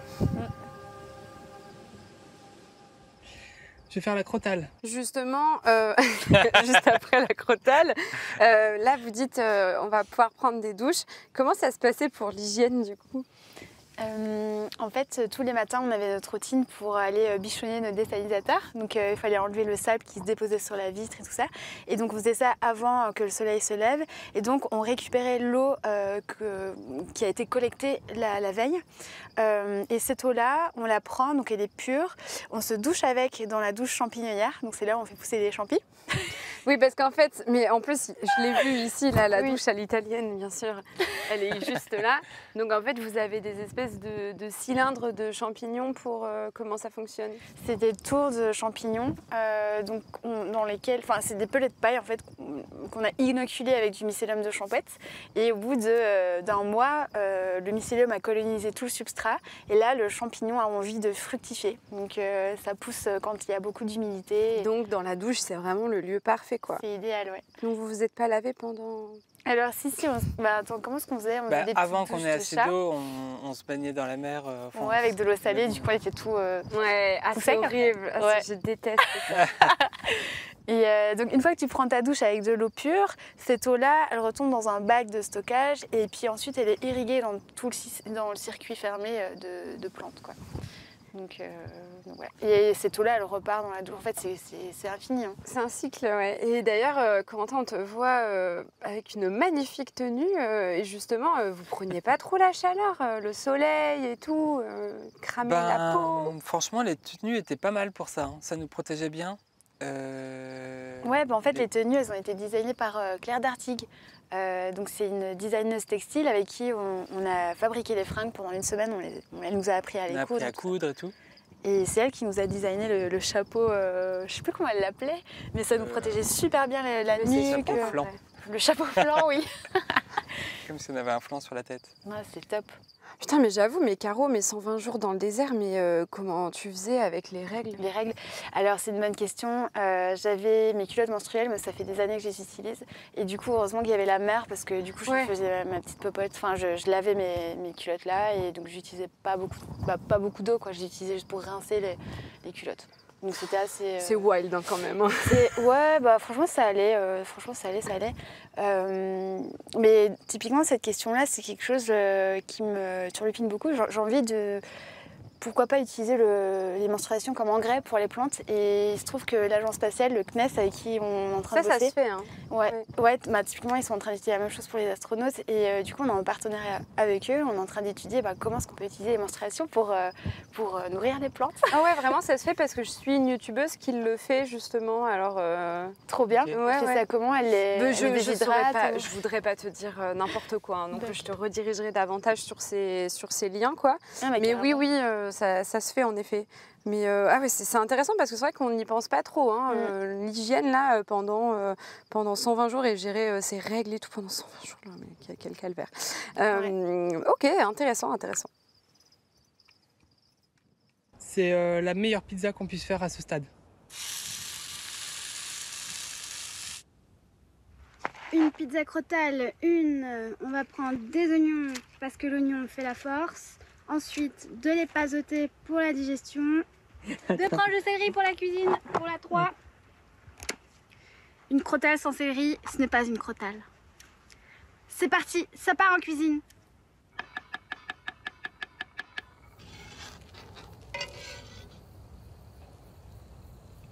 Faut mettre par-dessus la pizza des feuilles fraîches ou c'est pour la mayo? C'est pour la maillot. Tu vois, c'est ça la maillot dont on te parlait, ouais. Alors, Quoique là, on n'avait pas mis de la Là, il y avait spiruline pas de avec, on spiruline. dirait. Ouais. c'est une mayo sans spiruline. Elle est incroyable, cette pizza. Et alors la base, c'est tu mélanges du riz et des lentilles ou des pois chiches ou des trucs comme ça. Tu le mixes, tu as vu l'espèce de broyeur qu'on avait? Ça fait une pâte, tu la laisses toute une nuit, ça fermente un peu. Et ça, tu le cuis à la vapeur. Donc c'est ça qui fait l'espèce de grosse galette. Et ça, c'est super bon. À la vapeur, waouh. Après, tu le grilles C'est un pas peu. trop mou? et ça Ah, fait voilà, une ok, consistance, d'accord. ouais, non, c'est top. Ça fait une bonne base de pizza. Avec le mortier et tout, là, sympa, ce matos de cuisine. Et ça, on a invité, pour préparer l'expérience, un chef qui s'appelle Nathan. Ouais. Nathan Sivitz. Sivitz. Et on lui a dit, bah voilà tout ce qu'on aura dans le désert. Quelle recette est-ce que tu peux faire avec ça? Et il est hyper créatif et du coup il nous a trouvé plein de recettes différentes et c'est assez impressionnant comme avec quelques ingrédients tu peux faire plein de trucs bons. Oui, parce D'ailleurs, qu'on a... Oui, pardon. Je voulais juste rajouter qu'on le voit dans la web-série, dans l'épisode 2, tout comme les autres experts. Hein, il y a Decathlon, il y a Claire Dartigue, la designeuse textile.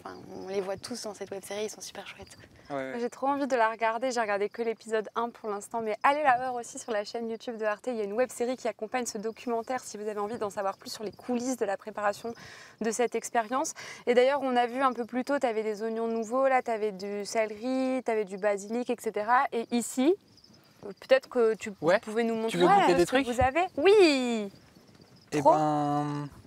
Ah oui, tiens, le micro. Dis-nous tout. Alors, et ben là, tu veux deviner un peu les trucs? Tu t'y connais ou pas? Ouais, ça c'est du basilic, Ouais. ça c'est de la betterave, on dirait. On dirait, mais c'est de l'oseille en fait. Ah, Rachis j'adore d'oseille. l'oseille, en plus c'est trop bon. Ok. C'est trop bon en plus, j'aime trop ça. Ça c'est quoi? C'est de la ciboulette? Ouais, ciboulette. Ça, tu devrais, en sentant, tu devrais reconnaître Mais c'est de la une menthe? odeur. Non. Je peux prendre une feuille Ouais. ou non? Si, complètement, mais je sais pas si c'est en goûtant que tu vas reconnaître le Je goût. pense que tu dois bien frotter la feuille. Ouais. Oui, c'était Non. pour éviter de... Ah oui. de me pencher. Ils sont trop bons. Pourquoi j'ai pas... Non? Ah ouais? On va voir? Ah ouais, non, je pense qu'il faut vraiment la frotter comme ça. Non. Ah non, celle-là, elles sont pas bizarres. Ah, j'ai pris la pire feuille. Peut-être, vas-y, frotte un peu Bon, celle-là. après, c'est pas...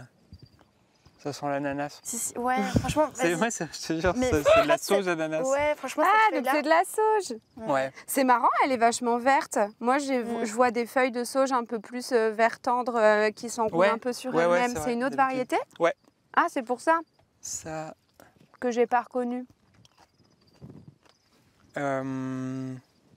C'est censé avoir un goût spécial, mais...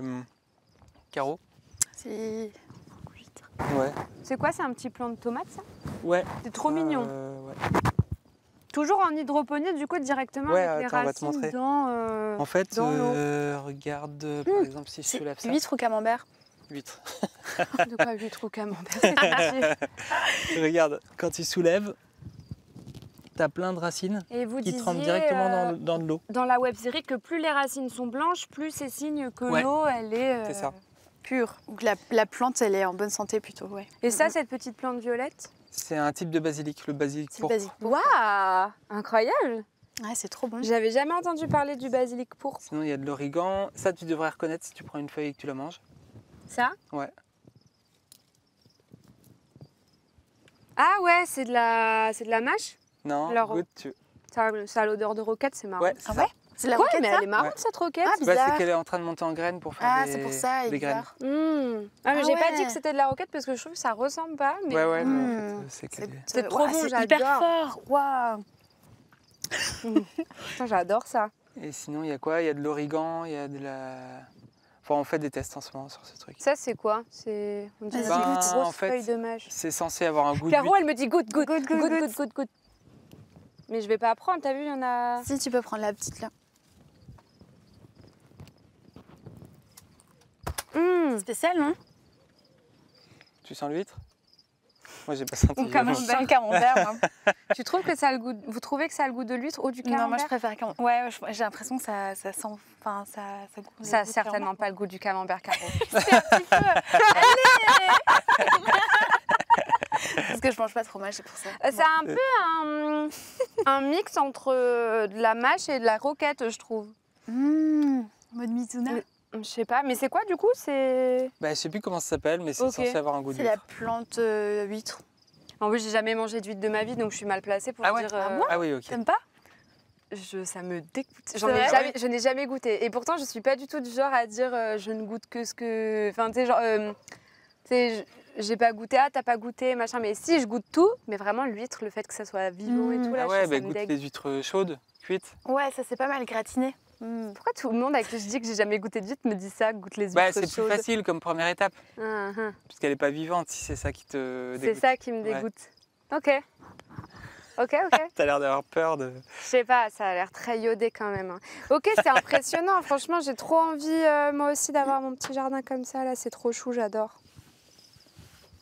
J'adore. Et ça, pareil, tu peux aussi produire tes propres engrais avec des déchets organiques. Bah, nous, dans ce cas-là, ou ici, c'est des bactéries qui transforment l'urine en engrais. En 3 jours, D'accord. en fait, les bactéries, elles font le travail de transformer, par exemple, l'ammoniac en nitrate. Et les nitrates, c'est ce que mangent les plantes. Il y a quelqu'un dans les commentaires qui dit, enfin dans le chat, qui dit, je préfère manger une larve qu'une huître. Ah ouais? Moi, ça me fait Moi, un je mange peu... pas les J'allais encore dire une expression que vous n'allez pas connaître, mais ça me... Vas-y. Je veux dire, ça me fait impression de manger... Ça un te fait truc. impression? Ouais, mais c'est une expression qui n'existe pas, mais en fait, du coup, je suis... c'est Ouais. une traduction littérale d'une expression italienne Ah, et ok. qui n'existe pas en France, mais ça veut dire ça me dégoûte un peu, tu vois. Ah, ok. Ok. Toi, en Belgique, tu dis ça me goûte? Bah ça te goûte, ouais. Ça te goûte, genre ça te plaît. Ah ouais. Ouais. Voilà. Tu dis entre ça te dégoûte et ça te goûte, tu vois. Ah ouais, j'avoue. Pas mal.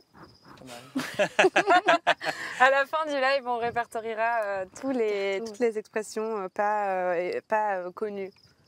La crotale, donc, Ensuite, tu mets du fromage, c'est du parmesan. bien sûr. En fait, c'est des pois chiches fermentés, cuits, moulus et déshydratés. C'est pour ça que ça prend des En plombes de plus, cuisiner, les c'est que grillons c'est sont plein enfin d'ingrédients. devenus voilà. adultes. Il y en a beaucoup moins que prévu, Ça, on mais appelle ça ça fait du déjà un poulet. petit apport en vitamine Attends. B12.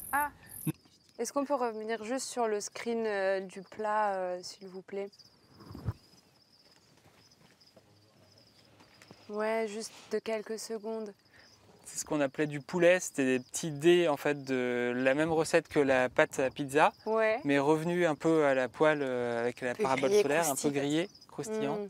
et ça faisait une autre consistance sur le truc. Donc en fait, il y avait plein de consistances, c'est pour ça qu'elle était super bonne cette pizza. Parce qu'il y avait du croquant, du gourmand. Ouais, Ouais, Du ouais. gras. feuilles, du gras. Ouais, complètement. Ça a l'air bon avant de rajouter les grillons. Oui, du parmesan, bien sûr, du parmigiano reggiano, évidemment. Notre ali- Oh là là. En plus, Ah oui, on peut voir le. Ah oui. Donc ça c'était la mayo. Merci. Ensuite, tu mets du fromage, c'est du parmesan. Oui, donc voilà, c'est pour ça que ça En fait, prend c'est 3 plombes, tu des disais, pois parce chiches, que t'as dû, fermentés. Voilà, Ça, fermentés. faut cuit, prendre, moulu. 3 jours à l'avance. Ouais, ouais. Et déshydratés. en plus, les grillons sont enfin devenus adultes. Il y en a poulet. beaucoup moins que prévu, mais ça fait déjà un petit apport en vitamine B12. Notre alimentation devient non seulement équilibrée, mais aussi délicieuse. Allez les grilles. Mon crispies. Et là, pas de coup de soleil, pas de crème. Bon, bah, la On crotale avait et toutes Pas de les crème espèces solaire. qui ont participé ont donné leur vie pour cette pizza. C'est trop C'est une bon. choice. Ah Vous êtes bien, c'était là dingue. Bah, allez. Ouais, elle est vraiment bonne. Ouais, ouais, Franchement, franchement, c'est c'est fou. très bon. Et à chaque fois, on s'est pas lassé quoi. Pendant les 4 mois, enfin au début on mangeait pas énormément.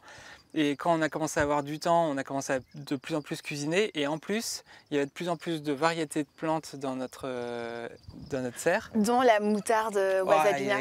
Ouais, truc de des fou. types de moutarde qui étaient trop bons. Et en fait, tu n'as plus besoin de mettre des sauces qui ont du goût ou des épices parce que toutes les feuilles qu'on récoltait, c'était mais hyper goûtu. Ouais, ça a amené vachement de goût. En tout cas, là, c'est sûr que ça se voit avec ce que j'ai goûté. Ça a l'air trop bon. C'est fat. Envie de la goûter maintenant. Des abeilles. Je crois qu'il y a un lynx qui est passé.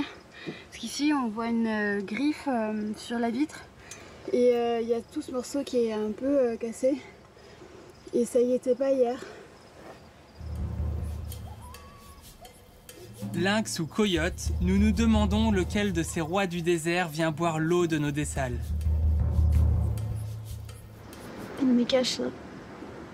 Quelque part. Près de la taverne du lynx. Pas la taverne, la caverne. Il y a la grotte, on sait pas trop ce que c'est. Peut-être qu'il boit des coups dans ça. J'aimerais bien aller boire des coups, tu vois.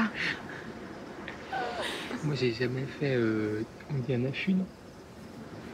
Parce que, en fait, vous rigoliez bien quand même, visiblement. À la table. Non, Si ça avait demain rien à tu ouvres voir. un bar, tu sais comment l'appeler. Ouais, La c'est taverne du clair. lynx. On avait trop envie d'en Mal. savoir plus. Quand on a commencé à avoir du temps, en savoir plus sur toutes les espèces. Du L'écosystème coin. Ouais. autour de vous, la faune et la flore, Ouais. évidemment. J'ai jamais organisé d'affût. Je sais pas si on est bon ou pas. Non, bah déjà non, parce que là, le lynx, il nous a entendus et il nous a sentis à des kilomètres. Alors, Attends, on est dans le bon sens du vent. C'est nous qui allons le sentir. Scout toujours. Oh non, on est dans le bon sens C'est du quoi vent. ce truc? C'est encore une autre espèce?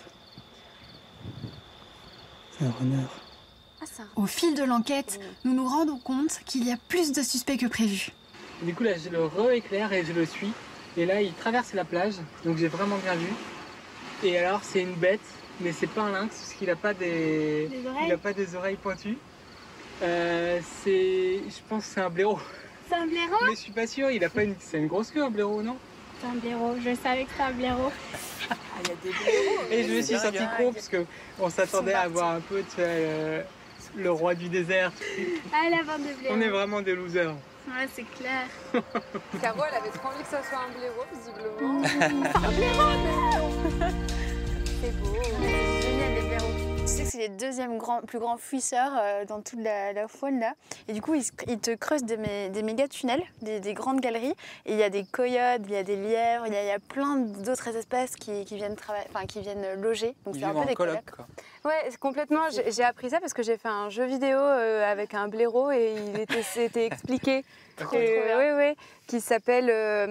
C'était un jeu vidéo horrible d'un point de vue. Enfin, c'était trop triste ce qui se passait. Ça s'appelait Extinction is Forever, un truc comme merde. ça. Genre, c'était ouais. catastrophique.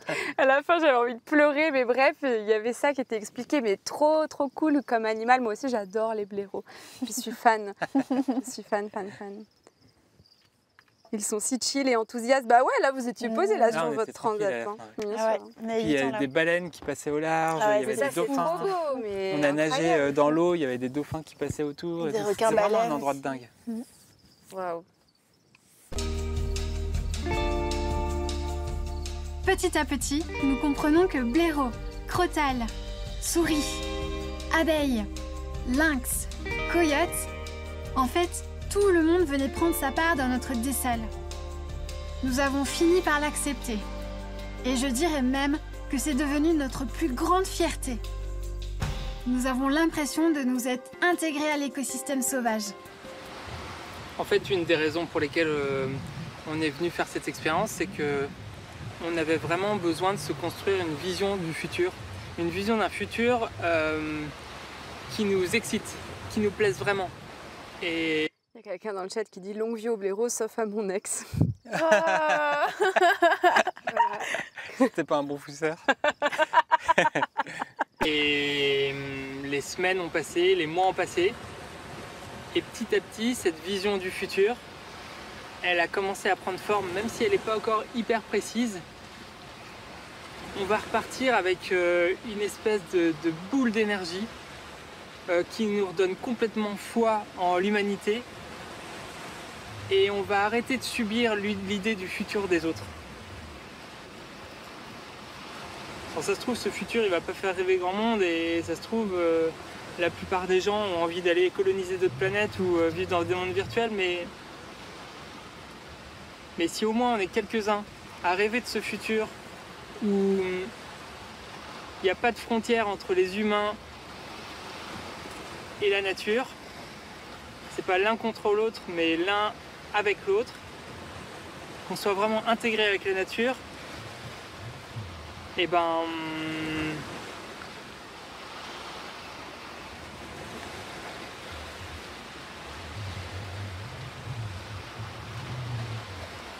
Ça travaille dur là-haut. bah déjà ce sera pas mal. Parce que du coup, forcément, vivre ce genre d'expérience, j'imagine que ça nous amène à relativiser sur plein de trucs, prendre du recul sur beaucoup de choses, penser au sens de la vie, etc. On en parlait tout à l'heure quand tu disais que ne serait-ce qu'observer la reproduction ou les grillons se nourrir, etc., que ça te fait prendre du recul sur plein de choses. Tu en parles aussi dans le docu. Moi, je me demandais, est-ce que au final, cette expérience, c'est pas que une démarche écologique, c'est pas uniquement une démarche écologique, il y a aussi un autre côté là-dedans, et c'est quoi du coup cet autre côté? En fait, je pense qu'on cherche une manière de vivre dans le futur, mais pas juste à cause des problèmes climatiques ou de biodiversité, etc. On a l'impression qu'on pourrait vivre beaucoup mieux que maintenant, et que le futur qu'on avait en tête, enfin avec lequel on a grandi, futur un peu high-tech à la Star Wars, etc., c'est pas un futur qui nous plaît et qui nous pousse vers notre épanouissement. Je sais pas comment le dire, mais du coup, on a vraiment envie de créer une idée d'un futur qui soit plus sympa, en gros.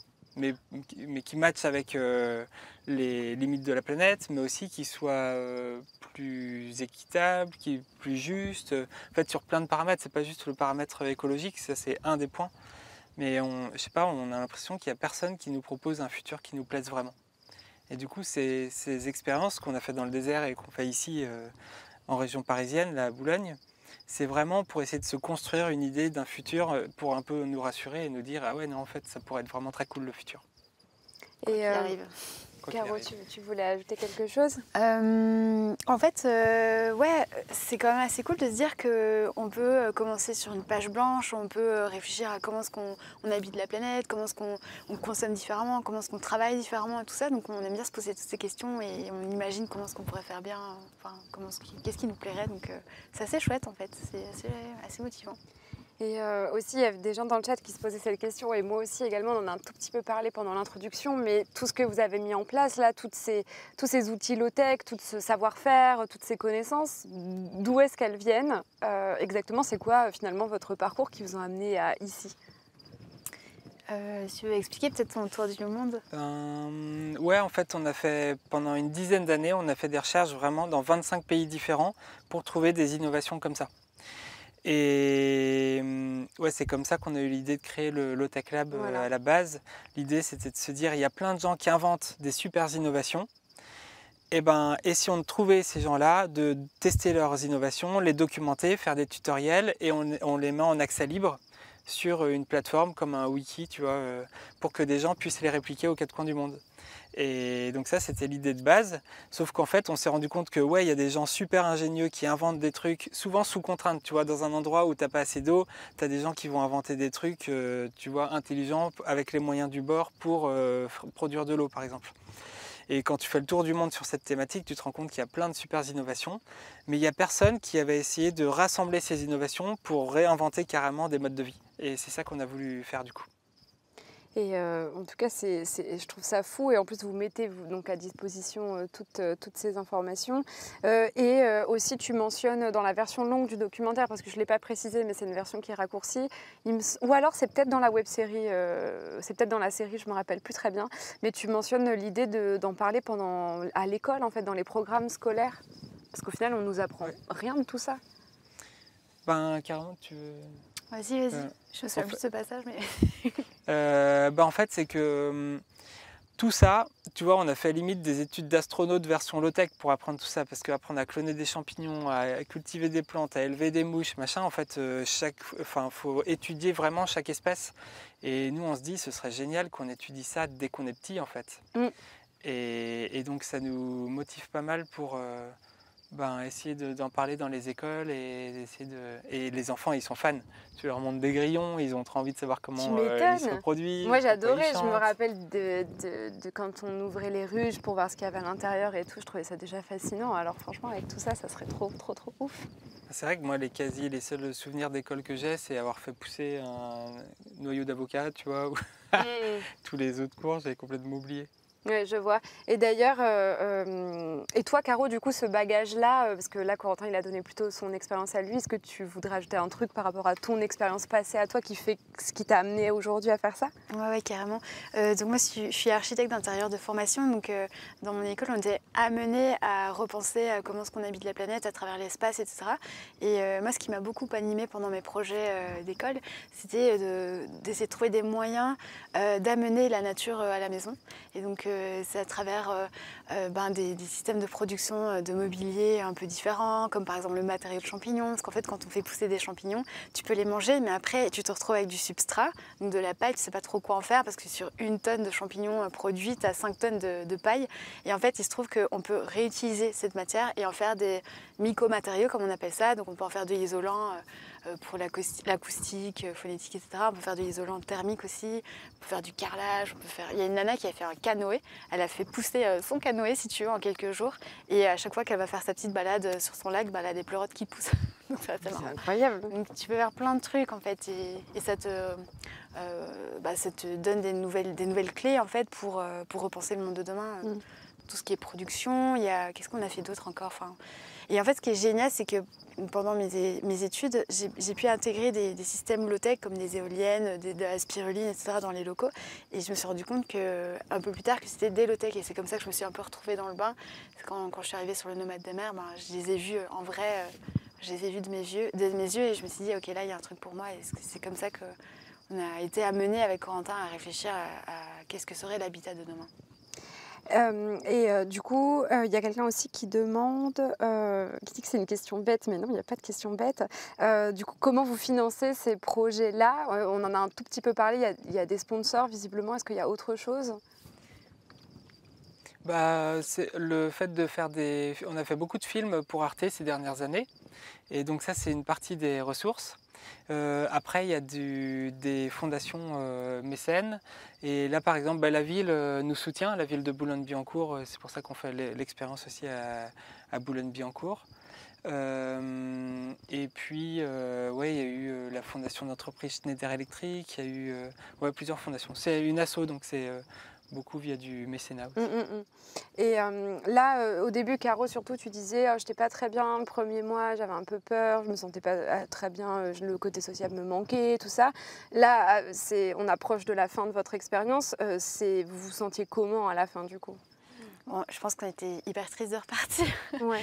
On est hyper tristes et je pense à refaire, on leur ferait d'office. C'est vrai? C'était génial, c'était incroyable. D'ailleurs, c'est ce qui nous a poussé aussi à réitérer l'expérience ici en ville. Alors que de base, nous, on a toujours vécu à la campagne. Donc pour nous, c'est quand même un vrai challenge de vivre en ville pendant un an. Donc voilà, on a quand même voulu le faire. Donc c'est vraiment quelque chose, c'est vraiment une expérience qui nous a marqué. Donc non, c'est... Et d'ailleurs, quand on est revenu en ville pour la première fois pour aller faire les prises de sang et tout ça, c'était assez fou parce que tu vois, tu as vécu dans un endroit, un environnement avec les sens qui se développent. Tu arrives en ville, paf, tu as la pollution, tu as les couleurs, tu as des gens qui parlent autour de toi. Donc nous, on est arrivés en ville, on marchait tout doucement parce qu'il y avait trop d'informations qui venaient d'un coup au cerveau.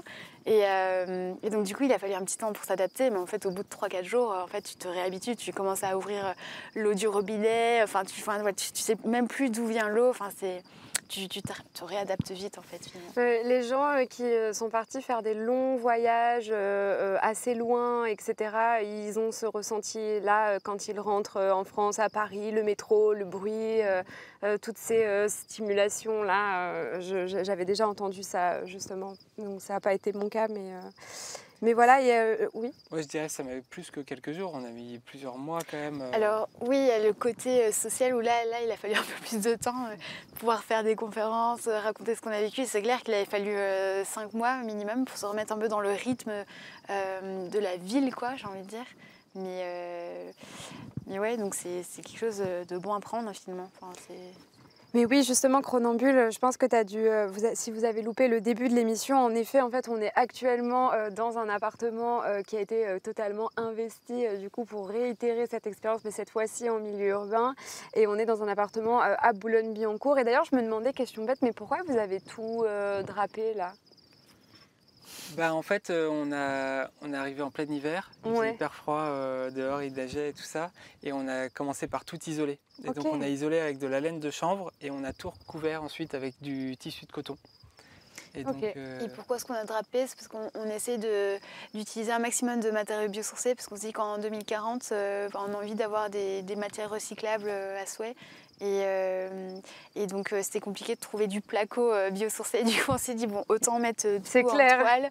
Et puis on verra. Et puis si jamais on doit démonter des murs ou mettre des capteurs ou quoi pour nous avoir des résultats, eh bien c'est hyper facile de décrocher ton habit d'appartement et de mettre des choses, des sondes, etc. Et Juliette demande si vous faites par hasard ici à Boulogne des espèces de portes ouvertes, des ateliers. Est-ce qu'on peut trouver la date de vos événements si c'est le cas? Oui, on va faire 2 formations, 2 ateliers à la Gaîté Lyrique. Alors j'ai pas les dates malheureusement, mais ça va se passer. Alors, il va falloir nous suivre sur nos réseaux Instagram et on va vous tenir au courant. On va faire des newsletters aussi. Ouais, en fait, cette expérience-là, l'appartement, il est en train d'être aménagé. Ça commence mi-juillet, l'expérience, jusqu'à mi-novembre, pendant 4 mois. Et donc là, on est en train de tout aménager pour mettre tout l'écosystème. On trouve les différents acteurs locaux avec qui vont participer à l'expérience. Et on va faire aussi une web-série, donc il y aura moyen de suivre cette aventure. On a hâte. Et puis si vous avez envie de nous filer un petit coup de main, vous pouvez venir on a plein de bénévoles qui viennent nous aider, donc vous êtes les bienvenus. Ah, trop cool. Je pense que c'est de ça dont Juliette parlait. J'espère qu'elle est encore là pour vous entendre. Ah, oui, elle est encore là. Ok, très bien. Et sur Instagram, c'est biosphère. Expérience. Ok.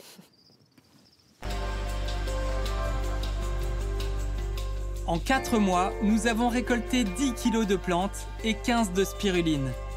Les 2700 litres d'eau que nous avons produits nous ont rendus totalement autonomes. Tout ça en plein désert. Il reste des tas de choses à améliorer et à inventer. Mais nous avons avancé dans notre quête d'une vision du futur. Vivre dans des écosystèmes avec les espèces dont nous dépendons pour sentir notre lien aux éléments et au monde vivant. Vivre mieux en vivant plus simplement. Car avec presque rien, nous pouvons faire beaucoup. Le désert nous l'a démontré. Il faudra nous changer nous-mêmes, collectivement, et nous reconnecter au vivant. Voilà comment on créera un nouveau monde. Un monde où nous pourrions partager nos vies avec les autres espèces. Un monde où nous pourrions vivre heureux, tout en laissant la mer aux poissons, le ciel aux oiseaux et l'infini aux étoiles.